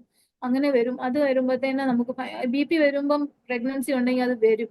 ഇത്ര ബി പി ഉള്ളപ്പം വരും. അങ്ങനെ അപ്പൊ അവർക്ക് അത് പേടി. അങ്ങനെ അത് ഒഴിവാക്കാൻ വേണ്ടി ഞാൻ പറയാം എനിക്ക് ഇഞ്ചക്ഷൻ തരാൻ തുടങ്ങി. ഇഞ്ചക്ഷൻ തരും. ആ ഇഞ്ചക്ഷൻ എടുക്കുമ്പോൾ എനിക്ക് ഭയങ്കര ബുദ്ധിമുട്ട് ഒരു ഫീൽ ചെയ്യുന്നുണ്ടായിരുന്നു. അവര് വന്ന് കുഞ്ഞിന്റെ ഹാർട്ട് ബീറ്റ് ചെക്ക് ചെയ്യുന്നു. ഹാർട്ട് ബീറ്റ് ഒക്കെ ഉണ്ടായിരുന്നു, കുഴപ്പമൊന്നും ഇല്ലായിരുന്നു. അങ്ങനെ അപ്പത്തേനും എന്റെ യൂറിൻ ടെസ്റ്റ് ചെയ്ത് അപ്പത്തേനും എന്റെ യൂറിനകത്ത് നിന്ന് ഭയങ്കരമായിട്ട് പ്രോട്ടീൻ ലീക്ക് ആവുകയാണ്. അങ്ങനെ പിന്നെ അവര് നെഫ്രോളജിസ്റ്റിനെ വിളിച്ചു. നെഫ്രോളജിസ്റ്റ് വന്ന് പറഞ്ഞു, ഇപ്പം ഈ സമയത്ത് എനിക്ക് എന്തോ ചെയ്യാൻ പറ്റും, ബിക്കോസ് ഇവൾ പ്രഗ്നന്റ് ആണ്. ഈ ഉള്ളിൽ കുഞ്ഞുള്ള സമയത്ത് എനിക്ക് ഒന്നും ചെയ്യാൻ പറ്റത്തില്ല. ഇത്രേ ഉള്ളൂ, ഇവളുടെ ബി പി എങ്ങനെയെങ്കിലും കൺട്രോൾ ആക്കുക, സീഷേഴ്സ് വരാൻ നോക്കുക. അങ്ങനെ ആയപ്പോഴത്തേനും പിന്നെ അവര് എനിക്ക് വേറെ ഒരു സ്കാനിങ്ങിന് വേണ്ടി, ഒരു ഡോപ്ലർ സ്കാനിങ്ങിന് വേണ്ടി കുഞ്ഞിന്റെ നോക്കാൻ വേണ്ടി പുറത്ത് വിട്ടു. പുറത്ത് വിട്ട് വന്നപ്പോൾ സ്കാനിങ്ങിന്റെ റിപ്പോർട്ട് വന്നപ്പോഴത്തേന് അവർക്ക് മനസ്സിലായി കുഞ്ഞിൽ ഉള്ള ബ്ലഡ് ഫ്ലോ ഓൾറെഡി നിന്നു. അതുകൊണ്ട് കുഞ്ഞിനി രക്ഷപ്പെടുത്തില്ല. ഓൾറെഡി എനിക്ക് 6 മാസം കഴിഞ്ഞായിരുന്നു. അപ്പത്തേന് രക്ഷപ്പെടുത്തില്ലെന്ന് ഡോക്ടറിന് മനസ്സിലായി. മനസ്സിലായപ്പോഴത്തേന് രാത്രിയുടെ സമയമായിരുന്നു. ഡോക്ടർ വന്ന് മമ്മിയോ എന്റെ ഹസ്ബൻഡിനോട് പറഞ്ഞു, ഇങ്ങനെയൊക്കെ കാര്യങ്ങൾ ഇങ്ങനെയാണ്, ഇപ്പൊ ഇനി നമുക്ക് കുഞ്ഞിനെ എടുത്ത് കളയാനേ പറ്റത്തുള്ളൂ, വേറെ ഒരു ഓപ്ഷൻ ഇല്ല. അല്ലെങ്കിൽ ഇവക്ക് ഈ ബി പി കൂടിയിരിക്കുന്ന സമയത്ത് ഇവക്ക് ബുദ്ധിമുട്ടാ, അല്ലെങ്കിൽ ഇവക്ക് എന്തെങ്കിലും സംഭവിച്ചു പോകും എന്ന് പറഞ്ഞു. അങ്ങനെ എന്റെ ഹസ്ബൻഡ് പറഞ്ഞു കുഴപ്പമില്ല, ഞാൻ കൺസെന്റ് ചെയ്താൽ നമുക്ക് ഡെലിവറി ചെയ്യാന്ന് പറഞ്ഞു.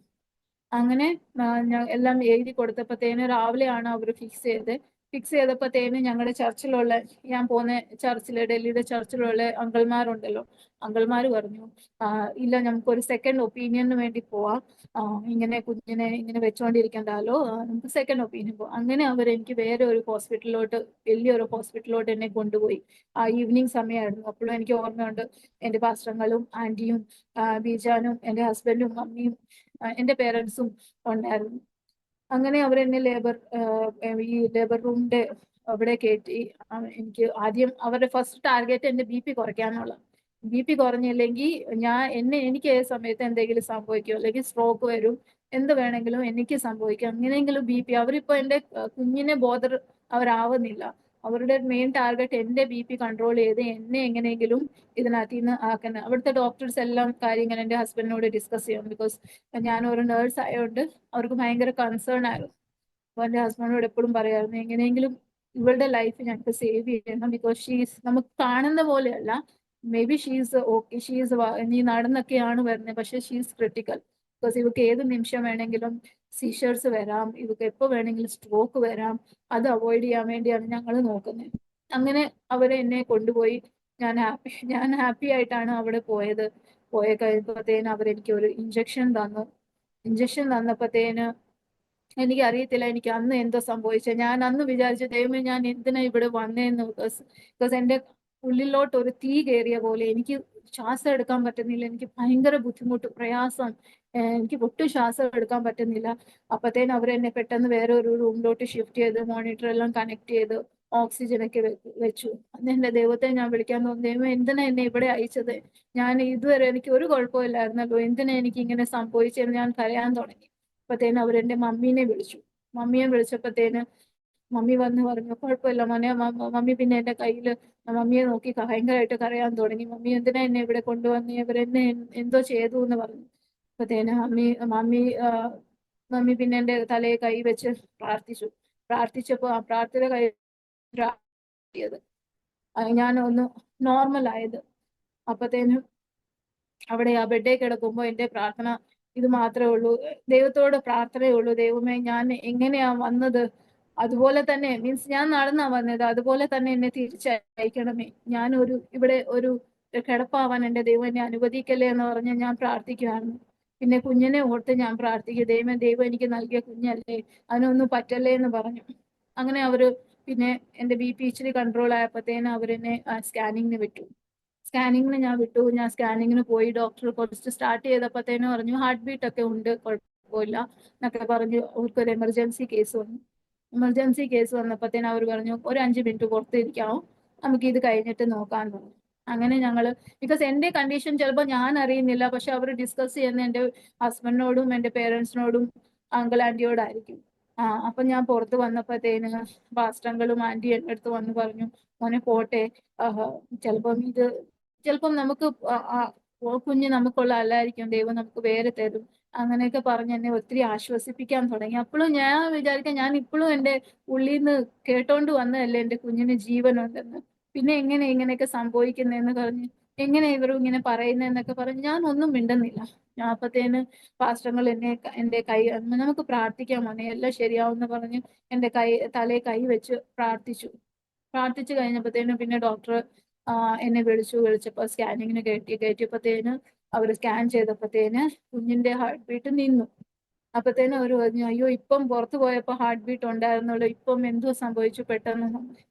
അപ്പത്തേനും എന്നോട് പറഞ്ഞു സോറി മോനെ, ഹാർട്ട് ബീറ്റ് എല്ലാം നിന്നു, ഇനി നമുക്കൊന്നും ചെയ്യാനില്ല എന്ന് പറഞ്ഞു. അപ്പത്തേനും എന്റെ മനസ്സിൽ എനിക്കറിയത്തില്ല, ഞാൻ ഒന്ന് സ്റ്റണ്ട് ആയിരുന്നു. എനിക്കറിയത്തില്ല എനിക്ക് കരയണോ, എനിക്ക് വിഷമിക്കണോ, എന്തോ ചെയ്യണോ എന്നറിയത്തില്ല.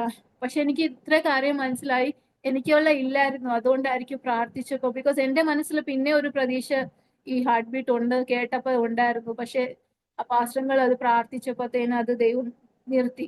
ഇനി മോർ കോംപ്ലിക്കേഷനിലോട്ട് പോവാതിരിക്കാൻ വേണ്ടി അവിടെ ദൈവം അത് നിർത്തി.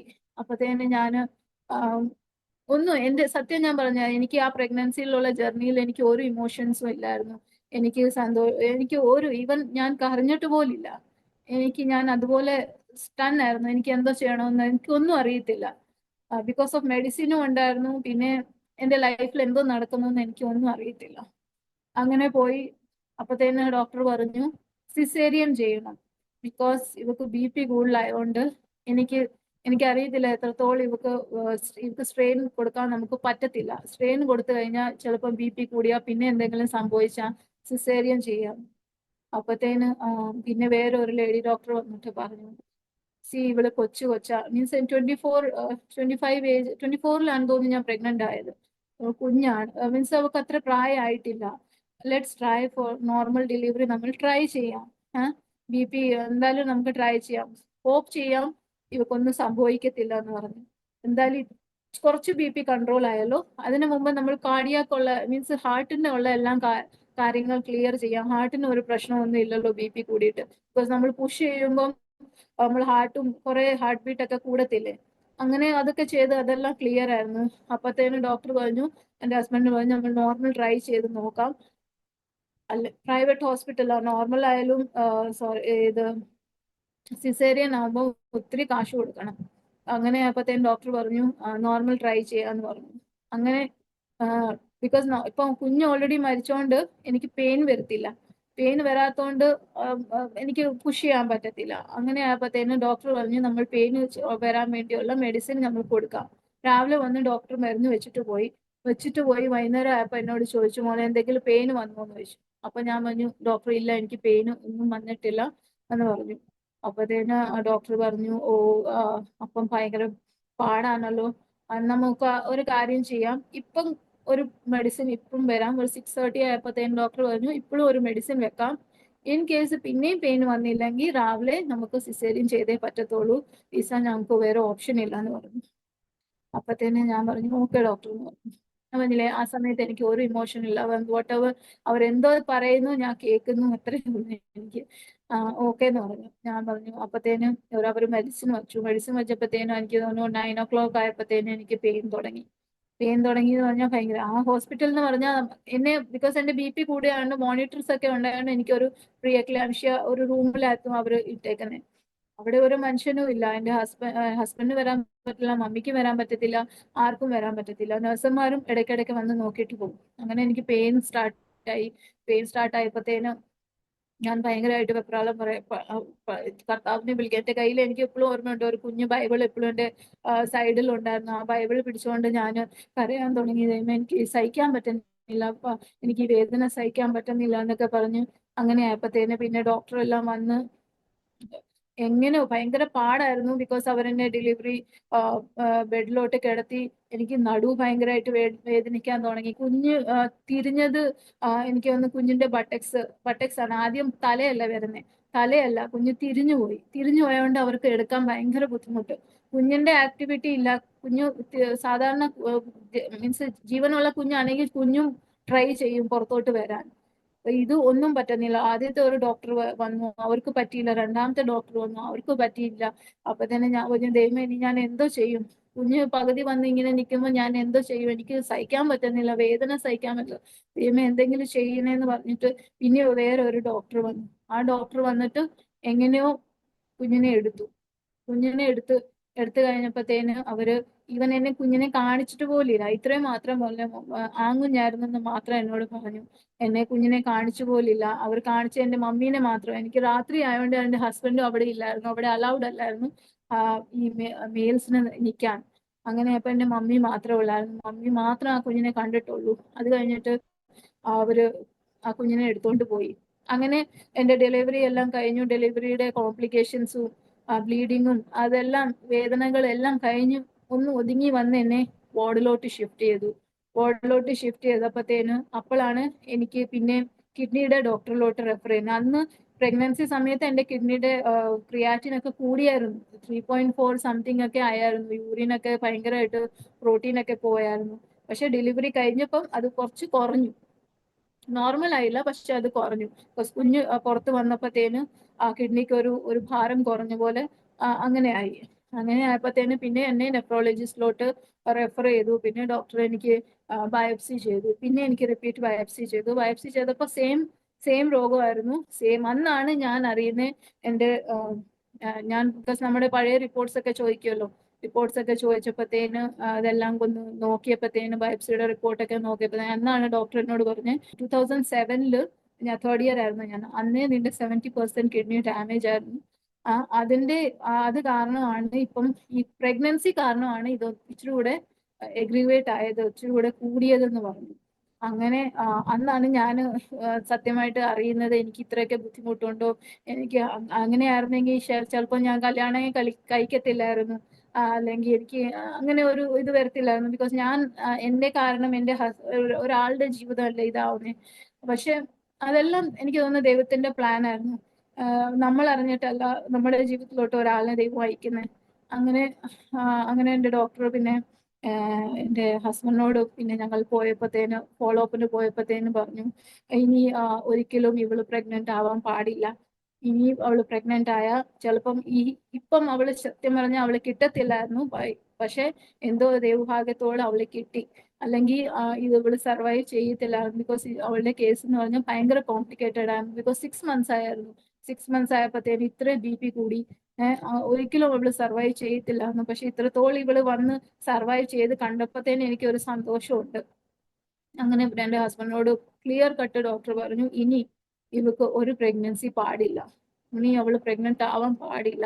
അപ്പൊ ഞങ്ങളുടെ കല്യാണം കഴിച്ചിട്ട് എനിക്കൊന്നും ആ സമയത്ത് 2-3 വർഷം ആയതേ ഉള്ളായിരുന്നു. അപ്പൊ നമ്മളോട് ഓരോ കപ്പിൾസിനോട് അങ്ങനെ പറയുമ്പോഴത്തോളം നമ്മുടെ ഒരു വിഷമം നമ്മളെ അറിയത്തുള്ളൂ. എനിക്ക് വിഷമമാകുമ്പോ അപ്പൊ എന്നെക്കാട്ടി കൂടുതൽ വിഷമം എന്റെ ഹസ്ബൻഡിനെ കാണുമല്ലോ. പക്ഷെ എന്റെ ഹസ്ബൻഡ് ഒരിക്കലും ആ വിഷമം കാണിച്ചിട്ടില്ല. അപ്പം ഓക്കെ ഡോക്ടർ എന്ന് പറഞ്ഞു. ഓക്കെ ഡോക്ടർ, അങ്ങനെ ഇനി അങ്ങനെ കുഴപ്പമില്ല എന്ന് പറഞ്ഞു. അങ്ങനെ ട്രീറ്റ്മെന്റ് മെഡിസിനും ബി പിയുടെ അന്ന് എൻ്റെ ബി പിയുടെ മെഡിസിൻ ഫസ്റ്റ് ടൈമായി ബി പിയുടെ മെഡിസിൻ മീൻസ് ടാബ്ലറ്റ് സ്റ്റാർട്ട് ചെയ്യും. അതുവരെ എൻ്റെ ലൈഫിൽ ഒരു മെഡിസിനും ഇല്ലായിരുന്നു. അന്ന് തൊട്ടാണ് എനിക്ക് ഈ മെഡിസിൻ സ്റ്റാർട്ട് ചെയ്തത്. അവർ കുറച്ച് ബി പിയുടെ ടാബ്ലറ്റും അയണിൻ്റെ ടാബ്ലറ്റും എനിക്ക് കുറേ ഡെഫിഷ്യൻസി ആയി. അങ്ങനെയാണ് എൻ്റെ മെഡിസിൻസ് സ്റ്റാർട്ട്സ് ആയത്. അങ്ങനെ ഞങ്ങൾ കുറച്ച് ദിവസം എൻ്റെ ഡെലിവറി എല്ലാം കഴിഞ്ഞു. എൻ്റെ ഡെലിവറി കഴിഞ്ഞ് ഞാൻ വീട്ടിൽ വന്നപ്പോഴാണ് എൻ്റെ ഹസ്ബൻഡ് ട്രീറ്റ്മെന്റ് സ്റ്റോണിന്റെ സർജറിക്ക് വേണ്ടി പോകുന്നത്. അപ്പൊ ഞങ്ങൾ രണ്ടുപേരും രണ്ടുപേരും ഒരു പേഷ്യൻസ് ആയിരുന്നു കുറച്ച് മാസങ്ങൾ. അങ്ങനെ എൻ്റെ വീട്ടിൽ തന്നെ ആയിരുന്നു. ഡൽഹിയിൽ എൻ്റെ വീടുണ്ട്, എൻ്റെ പേരൻസ് ഉണ്ടായതുകൊണ്ട് കുഴപ്പമില്ലായിരുന്നു. അങ്ങനെ പിന്നെ ആയപ്പോഴത്തേന് നമുക്ക് ലൈഫ് സർവൈവ് ചെയ്യണ്ടേ, നമുക്ക് ജീവിക്കണ്ടേ. അങ്ങനെ ആയപ്പോൾ ഞാൻ ഒരു മാസം 1.5 മാസം ആയപ്പോഴത്തേനും ഞാൻ ജോലിക്ക് വേറെ ശ്രമിച്ചു. ഞാൻ ഇവിടെ എനിക്ക് ഫോർട്ടീസിൽ ജോലി കിട്ടി. ഞാൻ അവിടെ ജോലി ചെയ്യാൻ തുടങ്ങി. അപ്പോഴത്തേന് എൻ്റെ ഹസ്ബൻഡിന് ആക്ച്വലി ലാംഗ്വേജ് പ്രോബ്ലം ഉണ്ട്. ഹിന്ദി അത്രയ്ക്ക് അറിയത്തില്ലാത്തതുകൊണ്ട് പിന്നെ ഈ പുറത്ത് ജോലി ചെയ്തിട്ട് വരുന്നവർക്ക് ഇവിടെ സ്പെഷ്യലി നോർത്ത് ഇന്ത്യയിൽ ജോലി ചെയ്യാൻ ഭയങ്കര പാടല്ലേ. അങ്ങനെ ആയപ്പോഴത്തേന് കുറെ ശ്രമിച്ചപ്പോൾ ജോലി കിട്ടിയില്ല. പിന്നെ ഒരു ചെറിയ കോൾ സെന്ററിലാണ് എൻ്റെ ഹസ്ബൻഡിന് ജോലി കിട്ടിയത്. അങ്ങനെ ഞങ്ങൾ പിന്നെ എൻ്റെ ഡാഡി പപ്പ മമ്മിയുടെ അവിടെ നിന്ന് മാറി അപ്പുറത്ത് എനിക്കിപ്പോഴും ഉണ്ട് ചെറിയൊരു റൂമും, അതിനകത്ത് തന്നെ അതിനകത്ത് തന്നെ ഒരു സൈഡിൽ ഒരു കിച്ചനും ബാത്റൂമും ഒക്കെ പുറത്തായിരുന്നു. അങ്ങനെ ഞങ്ങൾ തൊട്ട് ബിക്കോസ് എൻ്റെ ഹസ്ബൻഡ് അധ്വാനിച്ച് സമ്പാദിച്ചതും ഞാൻ യമനിൽ നിന്ന് അധ്വാനിച്ച് സമ്പാദിച്ച് അത് ഒരു നിമിഷം കൊണ്ട് ആ ഡെലിവറിയും ഇതുകൊണ്ട് എൻ്റെ ഹസ്ബൻഡിന്റെ ട്രീറ്റ്മെന്റും സർജറി കൊണ്ട് തീർന്നു. പിന്നെ നമ്മൾ നില്ലായിരുന്നു. പിന്നെ നമുക്ക് ഒന്നുകൊണ്ട് സ്റ്റാർട്ട് ചെയ്യണം. അങ്ങനെ ഞങ്ങൾ പിന്നെ സ്റ്റാർട്ട് ചെയ്തു. അന്നാണ് സത്യം പറഞ്ഞാൽ ഞാൻ അറിയുന്ന എൻ്റെ ഹസ്ബൻഡിന്റെ സപ്പോർട്ട്. ഞാൻ ഇപ്പോഴും ഓർക്കുന്നുണ്ട്. വേറെ ആരെങ്കിലും ഉണ്ടായിരുന്നെങ്കിൽ, അല്ലെങ്കിൽ ഞാൻ എൻ്റെ വീട്ടിലല്ലായിരുന്നു, വേറെ ആരെങ്കിലും ഹസ്ബൻഡ് ആയിരുന്നെങ്കിൽ അല്ലെങ്കിൽ അവരുടെ കുടുംബക്കാരായിരുന്നെങ്കിലും അവർ എൻ്റെ പേരൻസിനെ അല്ലെങ്കിൽ എന്നെ ബ്ലെയിം ചെയ്തേനെ, ഇങ്ങനെയൊക്കെ സംഭവിച്ചേനെ. പക്ഷേ തക്ക സമയത്ത് ഞാൻ പറയുന്നത് തക്ക സമയത്ത് എൻ്റെ ഹസ്ബൻഡിന് അവിടെ വേദന വരാനും ഇത് റെസിഗ്നേഷൻ കൊടുത്തിരിക്കുന്നതുകൊണ്ട് ഇവിടെ വന്ന് ഈ കാര്യങ്ങളെല്ലാം എൻ്റെ ഹസ്ബൻഡ് ചെയ്യാനും കണ്ടു ചെയ്യാനും എല്ലാം ഉള്ള ഒരു ഭാഗ്യം ദൈവം തന്നു. എനിക്ക് എല്ലാം ആ സ്പോട്ടിൽ മീൻസ് ഇപ്പം ഞാൻ തന്നെ അവിടെ ഡെലിവറി ചെയ്ത് കിടക്കുമായിരുന്നെങ്കിൽ, അല്ലെങ്കിൽ എൻ്റെ ഹസ്ബൻഡ് ഇല്ലായിരുന്നെങ്കിൽ, ആളുടെ സപ്പോർട്ട് ഇല്ലായിരുന്നെങ്കിൽ ഞാൻ എന്തോ ചെയ്തതെന്ന് എനിക്കറിയില്ല. പക്ഷെ ആ കറക്റ്റ് സമയത്ത് എല്ലാം അവിടെ വേദന വരാനും അവിടെ റെസിഗ്നേഷൻ കൊടുക്കാനും എൻ്റെ ഹസ്ബൻഡ് വന്നതിന്റെ ഒരാഴ്ച കഴിഞ്ഞിട്ടാണ് ഈ സംഭവങ്ങളെല്ലാം നടക്കുന്നത്. അപ്പം എല്ലാം ദൈവത്തിന്റെ പ്ലാൻ ആയിരുന്നു ഞാൻ പറയുന്നത്. അല്ലെങ്കിൽ ചിലപ്പം എല്ലാം നഷ്ടപ്പെട്ടു, എനിക്കറിയാം എല്ലാം നഷ്ടപ്പെട്ടു. പക്ഷെ എല്ലാം ദൈവം ചിലപ്പോൾ നമുക്ക് ഫൈനാൻഷ്യലി നമ്മൾ ഇതല്ലെങ്കിലും നമുക്ക് ഒരാൾ എപ്പോഴും ഒരു ആൾ നമുക്ക് വേണം, ഒരു സപ്പോർട്ടായിട്ട് നമുക്ക്. ബിക്കോസ് ആ സമയത്ത് എൻ്റെ ഹസ്ബൻഡ് ഇല്ലായിരുന്നെങ്കിൽ ചിലപ്പോൾ ഞാൻ മെന്റലി ഭയങ്കരമായിട്ട് ഡല്ലായി പോയേനെ. എൻ്റെ ഹസ്ബൻഡ് ഉണ്ടായതുകൊണ്ട് അന്നാണ് ഞാൻ ഫസ്റ്റ് ഓഫ് ഓൾ ഞാൻ അന്ന് റിയലൈസ് ചെയ്യുന്നത് ദൈവം എന്തിനാണ് എനിക്ക് ഇങ്ങനെ ഒരു ഹസ്ബൻഡിനെ തന്നത്. ബിക്കോസ് ഞാൻ പറഞ്ഞില്ലേ ഫസ്റ്റ് തൊട്ട് എനിക്ക് അത്ര ഇഷ്ടമില്ലായിരുന്നു, ഇതൊക്കെ ഉണ്ടായിരുന്നു. പക്ഷെ അന്നാണ് ഞാൻ മനസ്സിലാക്കുന്നത് എൻ്റെ ദൈവം എന്തിനാണ് എനിക്ക് ഇങ്ങനെ ഒരാളിനെ തന്നത്. അങ്ങനെ ഞങ്ങളുടെ ലൈഫ് പിന്നെ മുമ്പോട്ട് പോയി. കുറച്ച് മാസങ്ങൾ ഇങ്ങനെ നിന്നപ്പോൾ എൻ്റെ ഹസ്ബൻഡ് പറഞ്ഞു, ഇനി നമുക്ക് ഇങ്ങനെ ഇവിടെ നിന്നിട്ട് പറ്റത്തില്ല, എനിക്ക് പുറത്തു പോയേ പറ്റത്തോളം എന്ന് പറഞ്ഞു. അങ്ങനെ എൻ്റെ ഹസ്ബൻഡ് വിസിറ്റ് വിസയിൽ ദുബൈയിലോട്ട് വന്നു. ദുബായ് വന്ന് കുറച്ച് മാസങ്ങൾ ഇവിടെ വന്ന് കുറെ കഷ്ടപ്പെട്ടു ജോലി കിട്ടാൻ വേണ്ടി. അങ്ങനെ എന്തോ ഒരു കമ്പനിയിൽ ജോലി കിട്ടി കഴിയുമ്പോഴത്തേന് ഒരു 2 മാസം 3 മാസം കഴിഞ്ഞപ്പോഴത്തേന് ഞാനും ഇവിടെ ഒരു DHA എന്ന് പറഞ്ഞ ഒരു എക്സാം എഴുതണം. ആ എക്സാം എഴുതി ഞാനും ദുബൈയിലോട്ട് വന്നു. ഞങ്ങൾ ആദ്യം വന്ന് ഞങ്ങൾക്ക് ഒരു ഷെയറിങ്ങിലാണ്. ഞങ്ങൾക്ക് ഒരു മലയാളി കുടുംബം ഉണ്ടായിരുന്നു, ഞങ്ങളും ഉണ്ടായിരുന്നു. ഞങ്ങൾ ഷെയറിങ്ങിലാണ് താമസിച്ചത്. അങ്ങനെ പിന്നെ ഞാനും ജോലിക്ക് വേണ്ടി ശ്രമിക്കാൻ തുടങ്ങി. ശ്രമിച്ച് ഒരു 3 മാസത്തേക്കാണ് ഞാൻ വിസിറ്റിന് വന്നത്. 2 മാസം ആയപ്പോഴത്തേനും എനിക്ക് ഒരു ക്ലിനിക്കിൽ, ഒരു ഡെന്റൽ ക്ലിനിക്കിലാണ് ജോലി. അതിനു മുമ്പേ എൻ്റെ ഞങ്ങൾ ഇവിടെ ചർച്ച് ഓഫ് ഗോഡിൽ പോകുന്നുണ്ടല്ലോ. ചർച്ച് ഓഫ് ഗോഡ് എന്ന് പറഞ്ഞാൽ എൻ്റെ അമ്മാച്ചന്, എൻ്റെ മമ്മിയുടെ ഇളയ ആംഗിളുടെ ചർച്ചാണ്. അങ്കിളാണ് സ്ഥാപിച്ച ചർച്ച്. ഇപ്പം വലിയ ചർച്ചാണ്. അപ്പൊ ആ അങ്കിൾ സ്ഥാപിച്ചു. അപ്പൊ ഞങ്ങൾ ഷാർജയിൽ അവിടെ തന്നെയാണ് പോയിക്കൊണ്ടിരിക്കുന്നത്. അങ്ങനെ അവിടുത്തെ ഒരു സഭയുടെ ചർച്ചിലെ ഒരു ചേച്ചിയുടെ ക്ലിനിക്കിൽ ആദ്യം എന്നെ ഇന്റർവ്യൂവിനൊക്കെ വിളിച്ചപ്പോഴത്തേന് എനിക്ക് കിട്ടിയില്ല. എന്തോ പറഞ്ഞു കിട്ടുമെന്ന് പറഞ്ഞായിരുന്നു, പക്ഷെ എന്തോ അത് ഇതായിപ്പോയി, മാറിപ്പോയി. അപ്പത്തേന് ഞാൻ അപ്പം ഇവിടെ വന്ന് 2 മാസം ജോലി ഒന്നും കിട്ടാതെ നമ്മൾ ഭയങ്കരമായിട്ട് ഡെസ്പാവും, നമുക്ക് എന്താ ജോലി കിട്ടാത്തേന്ന് പറഞ്ഞു. അപ്പൊ അതും കിട്ടിയില്ല. അതുമ്പോ ഞാൻ വിഷമിച്ച് ബീജാണ് ഹസ്ബൻഡിനോട് പറഞ്ഞു, എന്താ എനിക്ക് കിട്ടി, ഇത് എന്താ കിട്ടാത്തേന്ന് പറഞ്ഞു. പറഞ്ഞു ഹസ്ബൻഡ് പറഞ്ഞു സാരമില്ല, ഇതല്ലെങ്കിൽ വേറെ കിട്ടും. അങ്ങനെ എനിക്ക് വേറെ ഒരു ഡെന്റൽ ക്ലിനിക്കിൽ, വേറെ ഒരു ക്ലിനിക്കിൽ എനിക്ക് കിട്ടി. കുറച്ച് ദിവസം അവിടെ ജോലി ചെയ്തപ്പം ഇവിടുത്തെ ഈ ഈ ക്ലിനിക്കിൽ വേറെ ഒരു മലയാളി വേറെ ഒരാളിനെ എടുത്തു. അപ്പത്തേനും പക്ഷെ അവിടെ അന്ന് ആ പുള്ളിക്കാരി എടുത്തു കഴിഞ്ഞ 1 മാസം കഴിഞ്ഞപ്പോഴത്തേനും അവരുടെ ഈ ഹോസ്പിറ്റലിൽ ഒരു ലൈസൻസ് ഉണ്ടല്ലോ, ആ ലൈസൻസ് തമ്മിൽ എന്തോ പ്രശ്നം വന്നു. അപ്പൊ ആ പുള്ളിക്കാരിക്ക് അവിടെ ജോലി ചെയ്യാൻ പറ്റിയില്ല, കിട്ടിയ ആളിന്. അങ്ങനെ അപ്പം എന്നോട് ആ ചേച്ചി എന്നോട് പറഞ്ഞു, നന്നായി രീസ, നിനക്ക് അന്ന് അവിടെ ജോലി കിട്ടാഞ്ഞ്, ബിക്കോസ് ഈ ക്ലിനിക്കിൽ എന്തോ ലൈസൻസിന്റെ പ്രശ്നമായിരുന്നു, അവർക്ക് പുതിയ സ്റ്റാഫിനെ എടുക്കാൻ പറ്റുന്നില്ല. അതുകൊണ്ടാണ് ആ പുള്ളിക്കാരി ഇപ്പൊ നോക്ക് ഭയങ്കരമായിട്ട് ഭാരപ്പെടുന്നുണ്ട്, ബിക്കോസ് അവളുടെ ജോലി അവർക്ക് കിട്ടിയിട്ട് പിന്നെ ഇത് പോകുമ്പോഴത്തേനും അവർക്ക് ഭാരമല്ലേ എന്നൊക്കെ പറഞ്ഞു. ഞാൻ പറഞ്ഞു, അപ്പോഴാണ് എനിക്ക് മനസ്സിലായി, ശരിയാ, എന്റെ ആ സമയത്ത് ഞാനും അവിടെ പെട്ടുപോയേനെ, ഇൻ കേസ് എനിക്ക് അവിടെ എന്തെങ്കിലും ആയിരുന്നെങ്കിൽ. എന്തായാലും ദൈവം എനിക്ക് ഇവിടെ ഒരു ജോലി, എന്റെ വീടിന്റെ അടുത്ത് തന്നെ ഒരു ജോലി കിട്ടി. ഡെന്റൽ ക്ലിനിക് ആയിരുന്നു. കുഴപ്പമൊന്നുമില്ലായിരുന്നു, ദൈവം സഹായിച്ച് ഞാൻ ജോലി ചെയ്യുന്നുണ്ടായിരുന്നു. എനിക്ക് ഫിസിക്കലി പ്രയാസങ്ങളൊന്നും ഉണ്ടായിരുന്നില്ല. ഇവിടെ ദുബൈയിൽ നമ്മൾ എവിടെയെങ്കിലും കയറുമ്പോൾ തന്നെ നമുക്ക് മെഡിക്കൽ ഇൻഷുറൻസ് മസ്റ്റ് ആണ്. പക്ഷേ ബിക്കോസ് നമ്മുടെ ഇവിടെ മെഡിക്കൽ ഭയങ്കര എക്സ്പെൻസീവ് ആണ്. നമ്മുടെ സൈഡിൽ നിന്ന് പോയി നോക്കുമ്പോൾ നമുക്ക് ഭയങ്കര പാടാണ്. പക്ഷെ എനിക്ക് ഇവിടെ ഈ ക്ലിനിക്കിൽ മെഡിക്കൽ ഇൻഷുറൻസ് ഇല്ലായിരുന്നു. ഞങ്ങൾ എല്ലാ വർഷവും നാട്ടിൽ പോകുന്നു, ഡോക്ടറെ കാണുന്നു, മെഡിസിൻ മേടിക്കുന്നു, പോരുന്നു. ഇവിടെ നിന്ന് അങ്ങനെ മെഡിസിൻ ഒന്നും മേടിക്കാൻ പറ്റത്തില്ല. എല്ലാ വർഷവും ഞാൻ പല ഡോക്ടറെ കാണിച്ചു, ഒരു പ്രതീക്ഷയോടെ. എനിക്ക് ആകെ പോയ ഒരു പ്രതീക്ഷ, എനിക്ക് ജീവിക്കണമെന്നോ അല്ലെങ്കിൽ ഇങ്ങനെയൊന്നും. ഞാൻ ആകെ പോയി ഡോക്ടറോട് ചോദിക്കുന്നു, ഡോക്ടറെ എനിക്ക് പ്രഗ്നന്റ് ആവാമോ, എനിക്ക് കുഴപ്പമൊന്നുമില്ല, എനിക്ക് പ്രഗ്നന്റ് ആവാമോ, ഇത് മാത്രമേ ഞാൻ പോയി ചോദിക്കത്തുള്ളായിരുന്നു. അപ്പൊ എല്ലാ ഡോക്ടറും നാട്ടിൽ എനിക്ക് തോന്നുന്നു എല്ലാ വർഷം പോകുമ്പോൾ പല ഡോക്ടറുടെ അടുത്ത് പോകുന്നത്. അപ്പോൾ ഡോക്ടർ എന്നോട് പറഞ്ഞു, ഇല്ല, പ്രഗ്നന്റ് ആവാൻ പറ്റത്തില്ല. മോൾ പ്രഗ്നന്റ് ആവണോ, നിങ്ങൾക്ക് നിങ്ങളുടെ ട്രീറ്റ്മെന്റ് എന്ന് പറയുമ്പോൾ നിങ്ങൾ പോയി കിഡ്നി ട്രാൻസ്പ്ലാന്റ് ചെയ്യുക, വേറെ ഒരു ഓപ്ഷൻ നിങ്ങൾക്കില്ല. നിങ്ങൾ എത്ര മരുന്ന് കഴിച്ചാലും ജസ്റ്റ് നിങ്ങൾക്ക് ഒരു സപ്പോർട്ടേ തരത്തുള്ളൂ മോക്ക്, അല്ലെങ്കിൽ മോൾ പോയി ട്രാൻസ്പ്ലാന്റ് ചെയ്യും. ട്രാൻസ്പ്ലാന്റ് കേൾക്കുമ്പോൾ ഞാൻ എനിക്ക് എന്തിനാ എനിക്ക് ഈ ട്രാൻസ്പ്ലാന്റ് ചെയ്യുന്നത്, എനിക്ക് കുഴപ്പമൊന്നുമില്ല എന്ന് പറഞ്ഞു. ബിക്കോസ് പിന്നെ ഞാൻ പറയും, ഈ ട്രാൻസ്പ്ലാന്റ് ചെയ്യാനുള്ള ഇതും ഞങ്ങൾക്കില്ല. ബിക്കോസ് ഞങ്ങൾ അന്നേക്കുള്ള ജീവിച്ച് പോന്ന ആൾക്കാരാ. എന്റെ പേരൻസിനോ അല്ലെങ്കിൽ എന്റെ ഹസ്ബൻഡിന്റെ പേരൻസിനോ അങ്ങനെ വലിയ ബാക്ക്ഗ്രൗണ്ടിൽ നിന്നല്ല ഞങ്ങൾ വന്നേ. ഞങ്ങൾ അന്നേക്ക് ജോലിക്ക് പോകുന്നു, അന്നേക്ക് കഴിക്കുന്നു, അത്രേ ഉള്ളൂ. പിന്നെ ദുബൈ വരുമ്പോഴത്തേന് അതിന്റെ എക്സ്പെൻസ് വേറെയാണ്. അങ്ങനെ ഞങ്ങൾ പോകുന്നു, മെഡിസിൻ മേടിക്കുന്നു, 1 വർഷത്തെയുള്ള മെഡിസിൻ മേടിക്കുന്നു, വരുന്നു, കഴിക്കുന്നു. ഇങ്ങനെ 2 വർഷത്തിന്റെ കോൺട്രാക്ട് ആണ് ഇവിടെ. ദൈവം സഹായിച്ചിട്ട് ഞാൻ ഇവിടെ മെഡിക്കൽ ഇല്ലാതെ ഇരുന്നിട്ട് ഒരു പനി പോലെ ദൈവം എന്നെ വരാൻ മീൻസ് സഹായിച്ചു. ദൈവം എനിക്ക് ഒരു പനി പോലും വരുത്തിയിട്ടില്ല.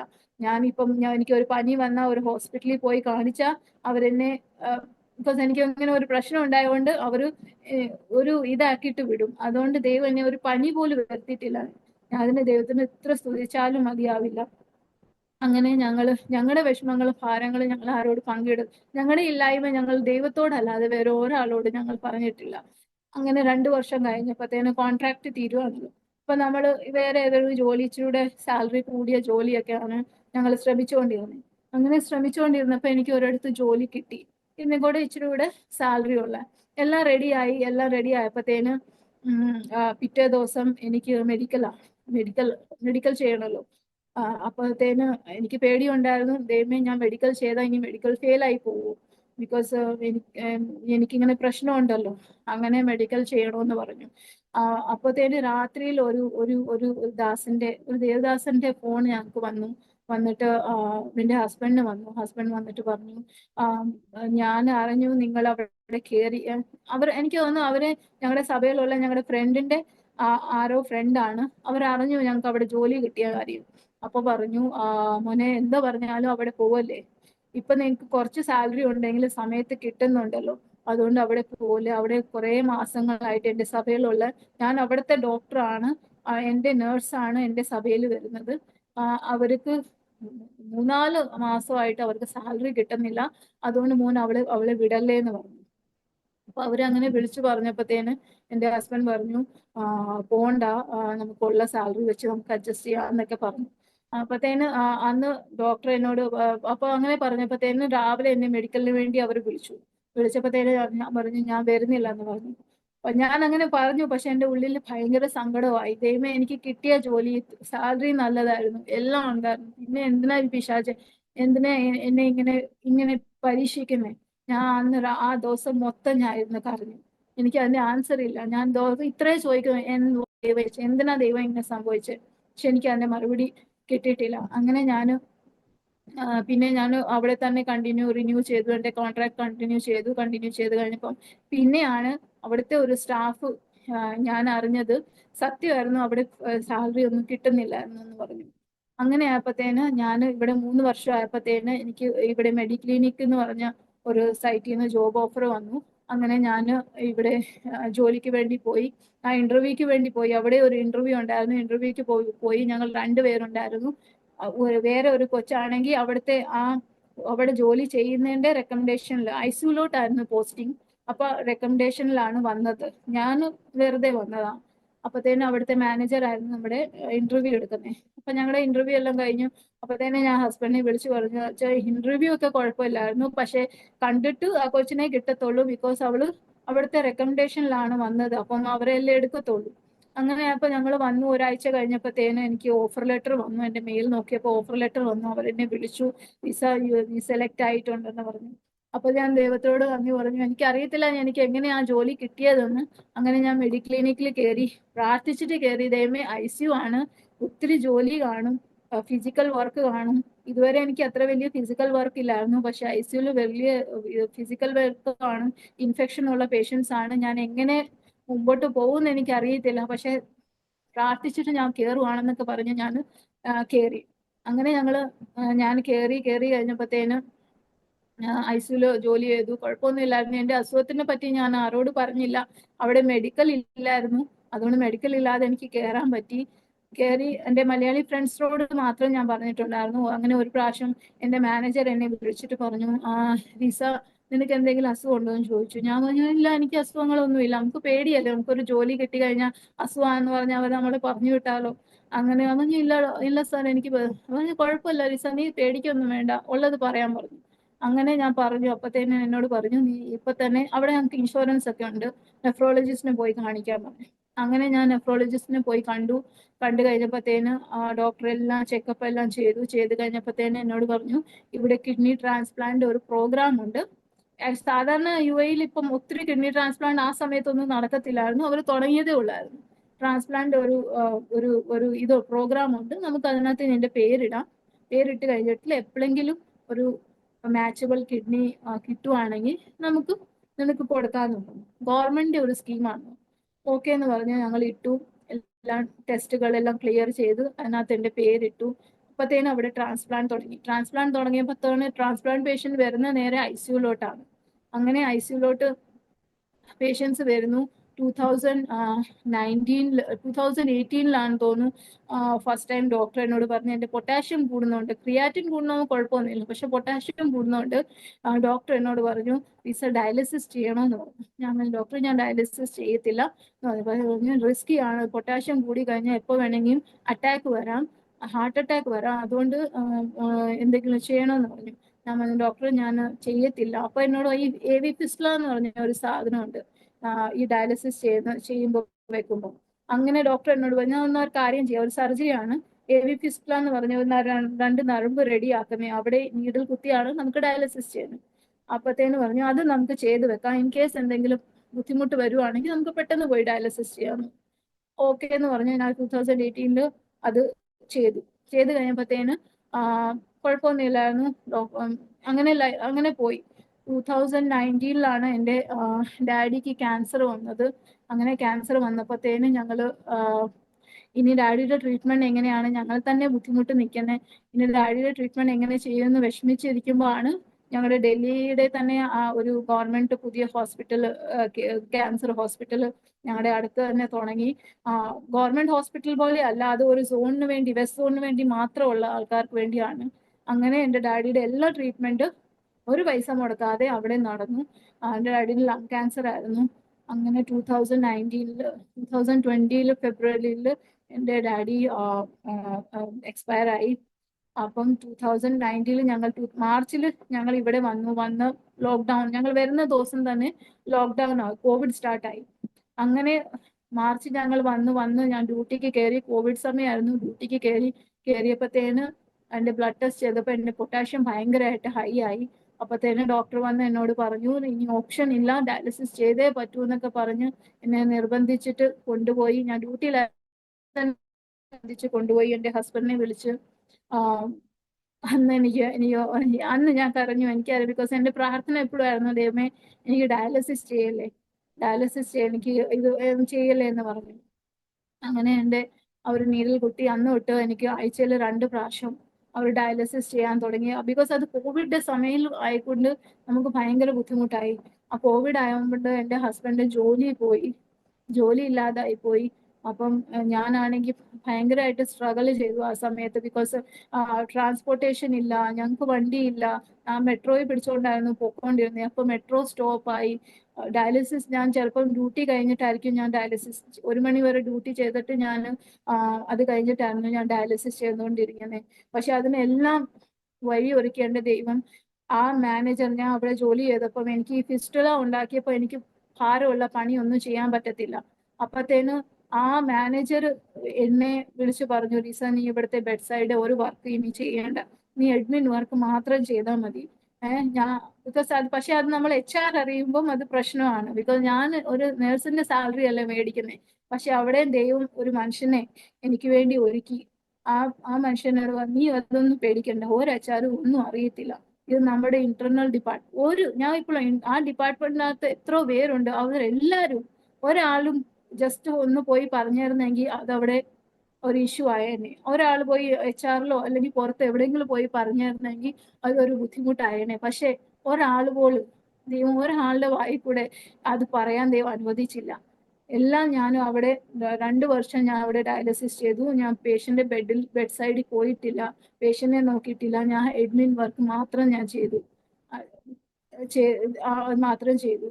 കോവിഡ് ആയിട്ടും ഇത്രേ കോവിഡ് പേഷ്യന്റ് ആയിട്ടും എല്ലാം മാസ്കും ഇതെല്ലാം ഇട്ടിട്ടും ഒരു കോവിഡ് പോലും ദൈവം വരാൻ എന്നെ ദൈവം അനുവദിച്ചില്ല. കോവിഡ് വന്നായിരുന്നെങ്കിൽ ഞാൻ അന്ന് തീർന്നേനെ.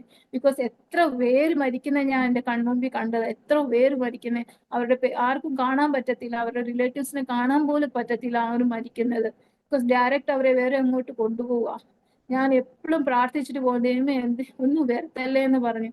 ഞാനില്ല, ദൈവം അറിയാതെ ഒന്നും സംഭവിക്കത്തില്ല എന്ന ഇത് എൻ്റെ മനസ്സിൽ എപ്പോഴും ഉണ്ടായിരുന്നു. എൻ്റെ ദൈവം അറിയാതെ എനിക്ക് ഒന്നും സംഭവിക്കത്തില്ല. ആ വിശ്വാസത്തോടെ ഞാൻ എല്ലാ ദിവസവും പോയി ഡ്യൂട്ടി ചെയ്തു. ഒരു അവധിയും ഞാൻ എടുത്തിട്ടില്ല.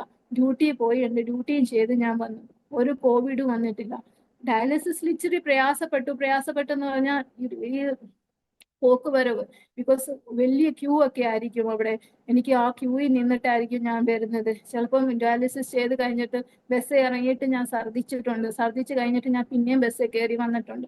അങ്ങനെയൊക്കെ ബുദ്ധിമുട്ടെല്ലാം വന്നിട്ടുണ്ട്. പക്ഷെ എന്നാലും അതെല്ലാം നേരിടാനുള്ള ഒരു ധൈര്യം, ആ ഒരു കരുതൽ ദൈവം എനിക്ക് തന്നു. ബിക്കോസ് എൻ്റെ വിശ്വാസം എൻ്റെ ദൈവമാണ്. എനിക്കറിയാം വേറെ ആരോട് പറഞ്ഞിട്ട് കാര്യമില്ല, എന്ന് ദൈവത്തോട് പറഞ്ഞാലേ കാര്യമുള്ളൂ.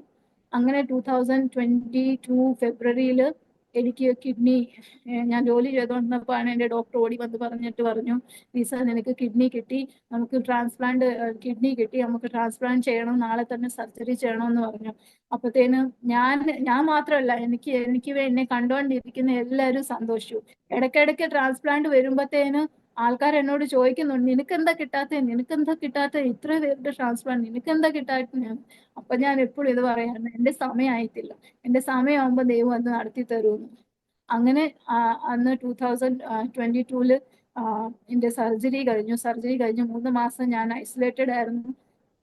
എന്റെ ഹസ്ബൻഡിന് ജോലി ഇല്ലാത്ത കാരണം ഞാൻ ഒത്തിരി ഭാരപ്പെട്ടിട്ടുണ്ട്. ദൈവമേ, ഞാൻ എങ്ങനെ നടക്കും? ഈ ജോലിയില്ല, ഒരാളുടെ സാലറി കൊണ്ട് എങ്ങനെ സംഭവിക്കും? എന്റെ ഹസ്ബൻഡിന് എന്താ ജോലി കിട്ടാത്തേന്ന് പറഞ്ഞ് ഞാൻ ഒത്തിരി ദൈവത്തോട് ചോദിച്ചിട്ടുണ്ട്. അപ്പോഴാണ് എനിക്ക് മനസ്സിലായത്, ബിക്കോസ് എന്റെ ട്രാൻസ്പ്ലാന്റ് കഴിഞ്ഞ് വേറെ ഒരാളും ഇല്ല എന്നെ നോക്കാൻ. എന്റെ ഹസ്ബൻഡ് മാത്രമേ ഉള്ളൂ, വേറെ ആരും ഇല്ല. വേറെ ആർക്കും വരാനും പറ്റത്തില്ല, പോകാനും പറ്റത്തില്ല. എന്റെ ഹസ്ബൻഡ് മാത്രം. അങ്ങനെ 3 മാസം ഞാൻ ഐസൊലേറ്റഡ് ആയിട്ട് കിടന്നു. അവിടെ എന്റെ ദൈവം പ്രവർത്തിച്ചത്, ഞങ്ങള് ഞങ്ങളെ റൂമിലോട്ട് ഷിഫ്റ്റ് ചെയ്തപ്പം അവിടെ എന്റെ ദൈവത്തിന്റെ പ്രവൃത്തി എനിക്ക് കാണാൻ പറ്റി. ഞാന് ബിക്കോസ് ഞാൻ ട്രാൻസ്പ്ലാന്റ് കഴിഞ്ഞപ്പോഴത്തേന് എന്റെ കോർഡിനേറ്റർ വന്ന് എന്നോട് പറഞ്ഞു, റീസ, നീ വീട്ടിൽ പോയി കഴിഞ്ഞിട്ട് എല്ലാ ദിവസവും നീ വന്ന് ബ്ലഡ് ടെസ്റ്റ് ചെയ്യണമെന്ന് പറഞ്ഞു. അപ്പൊ ഞാൻ പറഞ്ഞു, എല്ലാ ദിവസവും എങ്ങനെ ബ്ലഡ് ടെസ്റ്റ് ചെയ്യാൻ പറ്റും? എന്റെ കയ്യിൽ വണ്ടിയില്ല, എനിക്ക് ഒരു ടാക്സി യൂസ് ചെയ്യാൻ പറ്റത്തില്ല, എനിക്ക് പബ്ലിക് ട്രാൻസ്പോർട്ടേഷൻ യൂസ് ചെയ്യാൻ പറ്റത്തില്ല, കോവിഡാ. അതുകൊണ്ട് പിന്നെ ഞാൻ എങ്ങനെ വരും എന്ന് ചോദിച്ചു. അപ്പോൾ എന്നോട് പറഞ്ഞു, നീ റെന്റിൽ ഒരു കാർ എടുക്കാൻ പറഞ്ഞു. റെന്റിൽ കാർ എടുക്കാനുള്ള ആ ആ സമയത്ത് ഞങ്ങൾക്ക് ഫൈനാൻഷ്യലി അത്ര ഇതില്ലായിരുന്നു. അത് അവള് പറഞ്ഞിട്ട് പോയി. ഞാൻ എന്റെ ഹസ്ബൻഡ് അവിടെ സോഫയിൽ കിടക്കുമ്പോൾ, ഞാൻ ആശുപത്രിയിൽ ബെഡേ കിടക്കുമ്പോൾ ഞാൻ ഹസ്ബൻഡിനോട് പറഞ്ഞു, ഇനി നമ്മൾ എന്തോ ചെയ്യും? നമ്മുടെ കൈ വണ്ടിയില്ല, ഇവരെല്ലാ ദിവസവും വരാൻ പോകുന്നു, ഇനി ഒരു രണ്ടാക്കാർ എടുക്കണമെങ്കിൽ നമ്മൾ ഇത്ര പൈസ കൊടുക്കണം. എന്റെ ഹസ്ബൻഡ് ലൈസൻസ്, ആ ദൈവം സഹായിച്ച ആ സമയത്ത് ലൈസൻസ് ഉണ്ടായിരുന്നു. നമ്മൾ എന്തോ ചെയ്യും എന്ന് പറഞ്ഞ് ഞങ്ങൾ വിഷമിച്ച് ഞങ്ങൾ രണ്ടുപേരും അവിടെ ഇരുന്ന് ഇങ്ങനെ സംസാരിച്ചുകൊണ്ടിരുന്നപ്പോ ആണ് ഞങ്ങളുടെ സഭയിലുള്ള ഒരു അച്ചായന്റെ ഫോൺ വരുന്നത്. ആ അച്ചായന്റെ ഫോണിൽ ചുമ്മാ കാഷ്വലി വിളിച്ചതാണ്, എങ്ങനെയുണ്ട്, ഓക്കെ ആണോ എന്നൊക്കെ ചോദിക്കാൻ വേണ്ടി കാഷ്വലി വിളിച്ചാ. അപ്പൊ എന്റെ ഹസ്ബൻഡ് ചോദിച്ചു, അച്ഛാ, എനിക്ക് ഒരു രണ്ടാക്കാർ എടുത്ത് തരാൻ സഹായിക്കാവോ എന്നൊക്കെ ചോദിച്ചു. അപ്പത്തേന് പറഞ്ഞു, രണ്ടാക്കാരോ, എന്തിനാ? അപ്പൊ കാര്യങ്ങൾ പറഞ്ഞപ്പോഴത്തേന് അച്ഛൻ പറഞ്ഞു, അച്ഛൻ്റെ കമ്പനി ഉണ്ട്, എന്റെ ഡ്രൈവർ കുറച്ച് ദിവസത്തേക്കിന് നാട്ടിൽ പോവാണ്, ഒരു 15 ദിവസത്തേക്കിന്. അപ്പത്തേക്കിന് നിങ്ങൾ എന്റെ വണ്ടി യൂസ് ചെയ്തോ, എനിക്ക് കുഴപ്പമൊന്നുമില്ല എന്ന് പറഞ്ഞു. ഞങ്ങൾ ആ മുറിയിൽ ഇരുന്ന് ഞങ്ങൾ ജസ്റ്റ് സംസാരിച്ചു, ദൈവത്തോട് പറഞ്ഞു പോലില്ല. ഞങ്ങൾ രണ്ടുപേര് സംസാരിച്ച് ആ ദൈവം ആ സമയത്ത് അത് കേട്ട് അതിന്റെ മറുപടി ഒരാൾ ഇങ്ങോട്ട് വിളിച്ച് ഞങ്ങളോട് പറഞ്ഞു, നിങ്ങൾ എന്റെ വണ്ടി എടുത്തോ, എനിക്ക് കുഴപ്പമൊന്നുമില്ല, എന്റെ ഡ്രൈവർ നാട്ടിൽ പോവാണ്, 15 ദിവസത്തേക്കിന് നിങ്ങൾ ആ വണ്ടി അപ്പത്തേക്കിന് യൂസ് ചെയ്തോളാം എന്ന് പറഞ്ഞു. ഓക്കെ, അപ്പൊ 15 ദിവസത്തേക്കിനുള്ള കാര്യങ്ങൾ നടക്കുമല്ലോ എന്ന് ഓർത്തു. അങ്ങനെ പിന്നെ ഞങ്ങൾ എല്ലാ ദിവസവും പോയി ബ്ലഡ് ടെസ്റ്റ് ചെയ്യണം, ഡോക്ടറെ കാണണം, അങ്ങനെ ഉണ്ട്. പിന്നെയാണ് അത് പിന്നെ 1 വീക്ക് ആക്കും, 2 വീക്ക് ആക്കും. അങ്ങനെ 15 ദിവസം കഴിഞ്ഞപ്പോഴത്തേന് അവരുടെ ഡ്രൈവർ പിന്നെ ഡിലേ ആയി. അവർക്ക് ഒരു ചെറിയ ആക്സിഡന്റ് ആയതുകൊണ്ട് ഡിലേ ആയി. അങ്ങനെ എനിക്ക് തോന്നുന്നു 1.5 മാസം ആ വണ്ടി ഞങ്ങൾക്ക് ഉപയോഗിക്കാൻ ദൈവം തന്നു. അപ്പത്തേന് ഞങ്ങള് എങ്ങനെയെങ്കിലും പൈസ ലോണൊക്കെ അറേഞ്ച് ചെയ്ത് ഒരു സെക്കൻഡ് ഹാൻഡ് വണ്ടി വാങ്ങിച്ചു. അങ്ങനെ ഞങ്ങളുടെ ലൈഫ് മുമ്പോട്ട് പൊക്കോണ്ടിരിക്കുക. അപ്പത്തേന് പിന്നെ എന്റെ ഹസ്ബൻഡിന് ജോലിയായി. ഞാൻ ഞാൻ ഇപ്പോഴും എന്റെ ഹസ്ബൻഡ് എപ്പോഴും പറയുകയാണ്, ഞങ്ങൾ പ്ലാൻ ചെയ്യുന്ന ഒന്നും നടക്കത്തില്ല, നമ്മൾ പ്ലാൻ ചെയ്യുന്ന ഒന്നും ഇതുവരെ നടന്നിട്ടില്ല, ദൈവം എന്തോ ആഗ്രഹിക്കുന്ന അതേ നടന്നിട്ടുള്ളൂ. ഞങ്ങൾ പല പ്രാവശ്യം പോയി, ഇത് നമ്മൾ ചിന്തിക്കുന്ന, നമ്മൾ പ്ലാൻ ചെയ്ത് എന്താ നടക്കാത്തത്, നമുക്കും ഒരു ഇഷ്ടങ്ങളില്ലേ എന്നൊക്കെ ചോദിക്കും.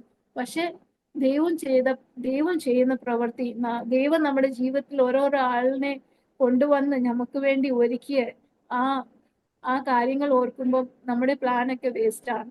ഇതുവരെ ഞാൻ കോവിഡ് സമയത്ത് എന്റെ ഹസ്ബൻഡ്, എനിക്ക് തോന്നുന്നു, ഒരു 3 വർഷം വരെ ജോലിയില്ലായിരുന്നു. പക്ഷെ ആ 3 വർഷം പീരീഡിൽ ഞങ്ങളെ കരുതിയ ഞങ്ങളുടെ സഭയും ദൈവമക്കളും, ദൈവം എങ്ങനെ ഞങ്ങളെ കരുതിയെന്ന് ഇപ്പോഴും എനിക്ക് മനസ്സിലാവത്തില്ല. എങ്ങനെ എന്റെ ഒരു സാലറി കൊണ്ട്, ആ ലോൺ കൊണ്ട് ഞങ്ങളെ നിന്നത് എനിക്ക് അറിയത്തില്ല. ദൈവം നടത്തി ഇതുവരെ. അന്നേക്കുള്ള ദൈവം തരും. ഞങ്ങൾക്ക് വാരി കൂട്ടാനും ഒന്നും ദൈവം സമ്മതിക്കത്തില്ല. അന്നേക്കുള്ള നിനക്ക് എന്തെങ്കിലും ആവശ്യമുണ്ടോ, ഞാൻ തരും. അപ്പത്തേനും ദൈവം തന്നിരിക്കും. അതുകൊണ്ട് എനിക്ക് പൂർണ്ണ വിശ്വാസമാണ്, നാളെ എന്റെ ഭാവി എന്തോ ആവുന്ന ആ സമയത്ത് ഞാൻ ചിന്തിച്ചിട്ടില്ലായിരുന്നു. നാളെ ചില സമയത്ത് ഞാൻ വിഷമിച്ചിട്ടുണ്ട്, ഭാരപ്പെട്ടിട്ടുണ്ട്. ദൈവമേ, എന്റെ അക്കൗണ്ടിൽ 5 പൈസ ഇല്ല, എനിക്ക് കിഡ്നി നാളെ എനിക്ക് ഡയാലിസിസ് ചെയ്യേണ്ടി വന്നാൽ ഞാൻ നാട്ടിൽ പോയി 5000 രൂപ കൊടുത്ത് ഒരു ദിവസം ഡയാലിസിസ് ചെയ്യണം, ഞാൻ എങ്ങനെ ചെയ്യും? എന്റെ കയ്യിൽ ഒന്നുമില്ല. ഞാൻ വിഷമിച്ചിട്ടുണ്ട്, ഞാൻ കരഞ്ഞിട്ടുണ്ട്, ഞാൻ ദേഷ്യപ്പെട്ടിട്ടുണ്ട്, എന്റെ ഹസ്ബൻഡിനോട് ദേഷ്യപ്പെട്ടു, എനിക്ക് വേണ്ടി എന്തെങ്കിലും കരുതിയിട്ടുണ്ടോ എന്നൊക്കെ. ചില സമയത്ത് മാനസിക ചിന്ത വരുമ്പോഴത്തേനും നമ്മൾ വിഷമിച്ചു പോകുന്നു. പക്ഷെ അത് പിറ്റേ ദിവസം ഓക്കെ ആവും, ബിക്കോസ് എന്റെ വിശ്വാസം ദൈവമാണ്. എന്റെ ദൈവം എന്നെ കൈവിടത്തില്ല എന്ന് എനിക്ക് പൂർണ്ണമായി വിശ്വാസം ഉണ്ടായിരുന്നു. ആ വിശ്വാസം മുറുകെ പിടിച്ചാണ് ദൈവം ഇത്രത്തോളം എന്നെ കൊണ്ടുവന്നത്. എവിടെയും പതറാതെയും തളരാതെയും ദൈവം എന്നെ കൊണ്ടുവന്നു. പല പ്രാവശ്യം ആൾക്കാർ എന്നോട് ചോദിച്ചിട്ടുണ്ട്, എങ്ങനെ നടക്കാൻ പറ്റും, എങ്ങനെ നടക്കാൻ പറ്റും ഇങ്ങനെ. ഞാൻ പറഞ്ഞു, എനിക്കറിയത്തില്ല, ദൈവം തന്ന ഒരു ധൈര്യമാണ്, അതാണ് എന്നെ ഇത്രത്തോളം കൊണ്ടുവന്നത്. ഇനി മുമ്പോട്ട് ഇപ്പോഴും ട്രാൻസ്പ്ലാന്റ് കഴിഞ്ഞിട്ട് നമ്മൾ ഒരു സ്റ്റേജിൽ വന്നപ്പോഴത്തേന് ഒരു വർഷം കഴിയുമ്പോൾ ഡോക്ടർ എന്നോട് ഇങ്ങോട്ട് പറഞ്ഞു, Reeza, you can go head with pregnancy ചെയ്യാന്ന് പറഞ്ഞു. ആ ഡോക്ടർ തന്നെ എന്നോട് പറഞ്ഞു. പക്ഷെ പ്രഗ്നൻസിയിലോട്ട് പോകുമ്പോഴത്തേന് നമ്മൾ പോകുമ്പോൾ ഡോക്ടർമാരെ കാണുമ്പോഴത്തേന് പല പല നെഗറ്റീവ്സ് ഇങ്ങനെ വരും. ഇല്ല, പറ്റത്തില്ല, നിങ്ങൾക്ക് ഇപ്പൊ പ്രായമായി, നിങ്ങളുടെ ഇതായി, കുറെ ചാലഞ്ചസ് അവർ എന്നോട് പറഞ്ഞു പറ്റത്തില്ല. ഞാൻ പറയുന്നു പറ്റുമെന്ന്. ഇനിയുള്ള എനിക്ക് ദൈവം ഒരു വാഗ്ദാനം തന്നിട്ടുണ്ടെങ്കിൽ ദൈവം അത് ദൈവത്തിന്റെ സമയത്ത് ദൈവം പൂർത്തീകരിക്കും. ഞാൻ പൂർണ്ണമായി വിശ്വസിക്കുന്നു. എന്റെ ഫ്രണ്ട്സ് എന്നോട് ചോദിക്കുന്നു, യു ഗോ ഫോർ IVF, നീ ഇത് അത് ചെയ്യുന്നത്. ഞാൻ പറഞ്ഞു, ഇല്ല, ഞാൻ ഒന്നിനും പോകുന്നില്ല. എനിക്കൊരു വിശ്വാസം, ദൈവത്തിന്റെ ഒരു വാഗ്ദാനം, പ്രോമിസ് വേർഡ് എന്റെ കയ്യിലുണ്ട്. ഇതുവരെ എന്നെ കരുതിയ ദൈവത്തിന്റെ ഹിതമാണെങ്കിൽ ദൈവം തരും, അല്ലെങ്കിൽ വേണ്ട. അതിനുവേണ്ടി ഞാൻ പ്രാർത്ഥിക്കുന്നു. ഇത്രത്തോളം സമയം എനിക്ക് തന്ന പാസ്റ്ററിന് നന്ദി പറയുന്നു. എൻ്റെ ഒരു ചെറിയ ടെസ്റ്റിമണി, എൻ്റെ ലൈഫിന്റെ ഒരു അനുഭവം, ഞാൻ എങ്ങനെയാണ് ദൈവത്തെ സ്നേഹിച്ചതും എങ്ങനെ ദൈവം എന്നെ കരുതിക്കൊണ്ടിരിക്കുന്നു, ദൈവം എനിക്ക് വേണ്ടി ചെയ്ത എല്ലാ ഉപകാരം ഒന്നും പ്ലാൻ അല്ല. ഒരാൾ പോലും വിശ്വസിക്കത്തില്ല. നമ്മുടെ ഇന്ത്യയിലുള്ള ഒരാള് ദുബായ് ഗവൺമെന്റിന്റെ പൈസ കൊണ്ട് ഈ ഒരു ട്രാൻസ്പ്ലാന്റ് നടത്തുന്നത്. ഞാൻ 5 പൈസ മുടക്കിയിട്ടില്ല. എന്റെ മെഡിക്കൽ ഇൻഷുറൻസ് 5 പൈസ ഇതിനു വേണ്ടി മുടക്കിയിട്ടില്ല. ദുബായ് ഗവൺമെന്റിന്റെ പൈസയാണ് എന്റെ കിഡ്നി ട്രാൻസ്പ്ലാന്റ് ചെയ്തത്. ഇങ്ങനെയൊക്കെ അന്ന് ഞാൻ എന്താ സംഭവിക്കുമെന്ന് പറഞ്ഞിരുന്ന ആള് ഇന്ന് ദൈവം അത്രക്കോട് എന്നോട് ചെയ്ത്. ഇത്രേ ഉള്ളൂ. ദൈവത്തിന്റെ സ്നേഹം. നമ്മൾ ചിലപ്പം അകന്നു പോയാലും ദൈവം നമ്മളെ വിടത്തില്ല, നമ്മളെ അവിടെ കൊണ്ടുവരും. അതുകൊണ്ട് ദൈവം ഇത്രത്തോളം എന്നെ നടത്തിയ, എന്റെ കുടുംബത്തെ നടത്തിയ ദൈവത്തിന് നന്ദി പറയുന്നു. ഇനി ദൈവത്തോട് അടുത്താനും ഇനി പുതിയ ഒരു സാക്ഷിയോട് ദൈവത്തിന് എല്ലാവരുടെ മുമ്പിൽ വരാൻ ദൈവം എന്നെ സഹായിക്കട്ടെ എന്ന് പറഞ്ഞ് എല്ലാവരോടും നന്ദി പറയുന്നു. താങ്ക് യു പ്രിയ റീസ ബിജു സിസ്റ്റർ. ഇത്രത്തോളം സമയം ദൈവം നടത്തിയ അത്ഭുതകരമായ വഴികളെക്കുറിച്ച് ദൈവനാമ മഹത്വത്തിന് വേണ്ടി പറയുവാൻ കർത്താവ് കൃപ ചെയ്തല്ലോ. വളരെ ചെറുപ്പം മുതൽ തന്നെ പിന്നിട്ടതായ കണ്ണുനീരിൻ്റെ അനുഭവങ്ങളെക്കുറിച്ച് കേൾക്കുവാൻ കഴിഞ്ഞു. പ്രിയ പിതാവ് താന് തിരഞ്ഞെടുത്തതായ ലോകത്തിൻ്റെ പാതയിൽ മദ്യത്തിനും മയക്കുമരുന്നിനും പാപത്തിൻ്റെ വഴികളിലും ജീവിതം ആസ്വദിച്ചപ്പോൾ തകർന്നുകൊണ്ടിരുന്നതായ തൻ്റെ കുടുംബത്തെക്കുറിച്ച് യാതൊരു ഉത്തരവാദിത്വവും ഇല്ലാതെ പോയപ്പോൾ സ്നേഹവാനായ ദൈവം ആ ഭവനത്തിൽ തേടി വന്ന് പ്രിയ കുഞ്ഞുങ്ങളെയും മാതാവിനെയും ചേർത്ത് നിർത്തി കർത്താവിന് വേണ്ടി അവിടുന്ന് ഒരുക്കിയെടുക്കുവാൻ ഇടയായി തീർന്ന ആ നല്ല അനുഭവങ്ങൾ. എങ്കിലും അത് വളരെ കണ്ണുനീരിൻ്റെ നാളുകളായിരുന്നു എന്ന് കേൾക്കുന്ന ഏതൊരു വ്യക്തിക്കും മനസ്സിലാക്കുവാൻ കഴിയും. പഠിച്ചുകൊണ്ടിരിക്കുമ്പോൾ തന്നെ ഒരു പിതാവിൽ നിന്ന് ലഭിക്കേണ്ടുന്നതായ സ്നേഹവാത്സല്യം, കരുതൽ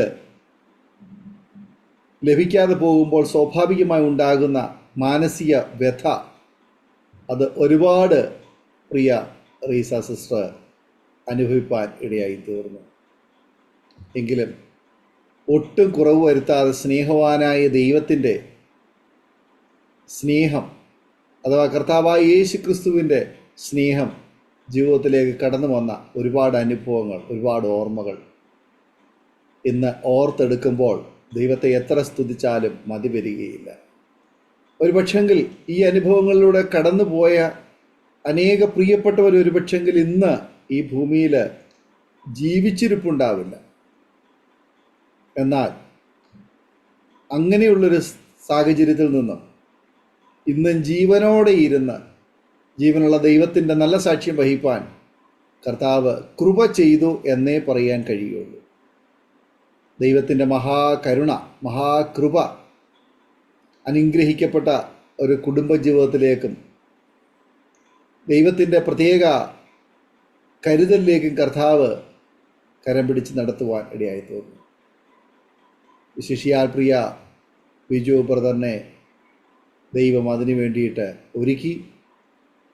ഇന്ന് പ്രതീക്ഷിച്ചതുപോലെയുള്ള ആ ഒരു കുടുംബജീവിതത്തിൽ തലമുറകൾ ഇല്ല എന്നുള്ള വലിയ വേദന, വിഷമം ഉണ്ടെങ്കിൽ പോലും ദൈവത്തിൻ്റെ പദ്ധതിയിൽ പങ്കാളിത്തം വഹിക്കുവാൻ ഇരുവരും വളരെ ഐക്യത്തോടെ, സന്തോഷത്തോടെ ആയിരിക്കുന്നു എന്നറിയുവാൻ കഴിഞ്ഞു. കർത്താവ് നിങ്ങളെ അനുഗ്രഹിക്കട്ടെ, സൗഖ്യാരോഗ്യം ദീർഘായുസ്സും തരട്ടെ. കിഡ്നി ട്രാൻസ്പ്ലാന്റ് ചെയ്യുവാനിടയായി തീർന്നല്ലോ. ഒരു പക്ഷെങ്കിൽ അതിന് കഴിഞ്ഞില്ലായിരുന്നുവെങ്കിൽ ഡയാലിസിസ് എന്ന ആ വലിയ ഒരു പ്രൊസീജിയർ ജീവിതത്തിലുടനീളം തുടരേണ്ടി വന്ന സാഹചര്യങ്ങൾ, അത് വളരെ വേദനാജനകമായ അനുഭവമായിരിക്കും. എന്നാൽ റീസാ സിസ്റ്ററിന് ദൈവം തന്നതായ ക്രമീകരണങ്ങൾക്കായി ഞാൻ ദൈവത്തിന് സ്തോത്രം ചെയ്യുന്നു.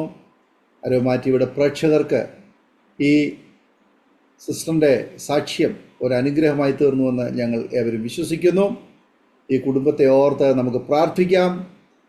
ദൈവസന്നിധിയിൽ നമുക്ക് ഒരുമിച്ച് ഒരു നിമിഷം കണ്ണുകളെ അടയ്ക്കാം. നാം എല്ലാവരും പ്രാർത്ഥിക്കുമ്പോൾ പ്രിയ റീസ സിസ്റ്റർ അരോമ TV പ്രേക്ഷകർക്ക് വേണ്ടി ഈ സമയം ചുരുക്കം വാചകങ്ങൾ നമ്മെ പ്രാർത്ഥനയിൽ സഹായിക്കും. നമുക്ക് പ്രാർത്ഥിക്കാം.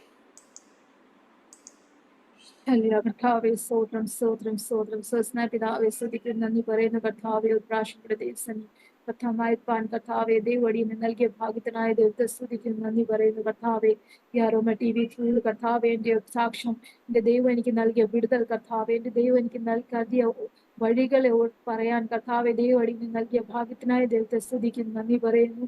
പാസ്റ്റർ ഡാനിയലിന് വേണ്ടി പ്രത്യേകമായി പ്രാർത്ഥിക്കുന്നു. അരോമ TVയുടെ കർത്താവെ എല്ലാ എൻ്റെ വർക്ക് ചെയ്യുന്ന എല്ലാവർക്കും വേണ്ടി പ്രാർത്ഥിക്കുകയാണ്. ദൈവമേ, അവരെ കർത്താവെ എത്രത്തോളം ദൈവം ഹല്ലേലൂയ അനേകരുടെ സാക്ഷ്യം ലോകത്തിന് മുമ്പിൽ കൊണ്ടുവരാനും ഹല്ലേലൂയ അവരുടെ ജീവിതത്തിൽ ഒരു മാറ്റം കൊണ്ടുവരാനും ദൈവം അവരെ ഒരുക്കിനായി ദൈവത്തെ സ്തുതിക്കുന്നത് നന്ദി പറയുന്നു. പിതാവേ ഹല്ലേലൂയ. കർത്താവെ ചിലപ്പം കർത്താവെ ഹല്ലേലൂയ ഞാൻ കർത്താവെ ഇങ്ങനത്തെ ചാനൽസോ ഇങ്ങനെ ഇതൊന്നും ഇല്ലായിരുന്നെങ്കിൽ കർത്താവെ, എന്നാലും എൻ്റെ ദൈവം എൻ്റെ ജീവിതത്തിൽ ചെയ്ത കാര്യങ്ങൾ കർത്താവെ, മഹത്വങ്ങൾ കർത്താവെ എനിക്ക് ചിലപ്പം എൻ്റെ ഫ്രണ്ട്സിനോടും എന്നോട് കൊളീഗ്സിനോട് പറഞ്ഞു ഒതുക്കാനേ മാത്രം കഴിയത്തുള്ളായിരുന്നു കർത്താവെ.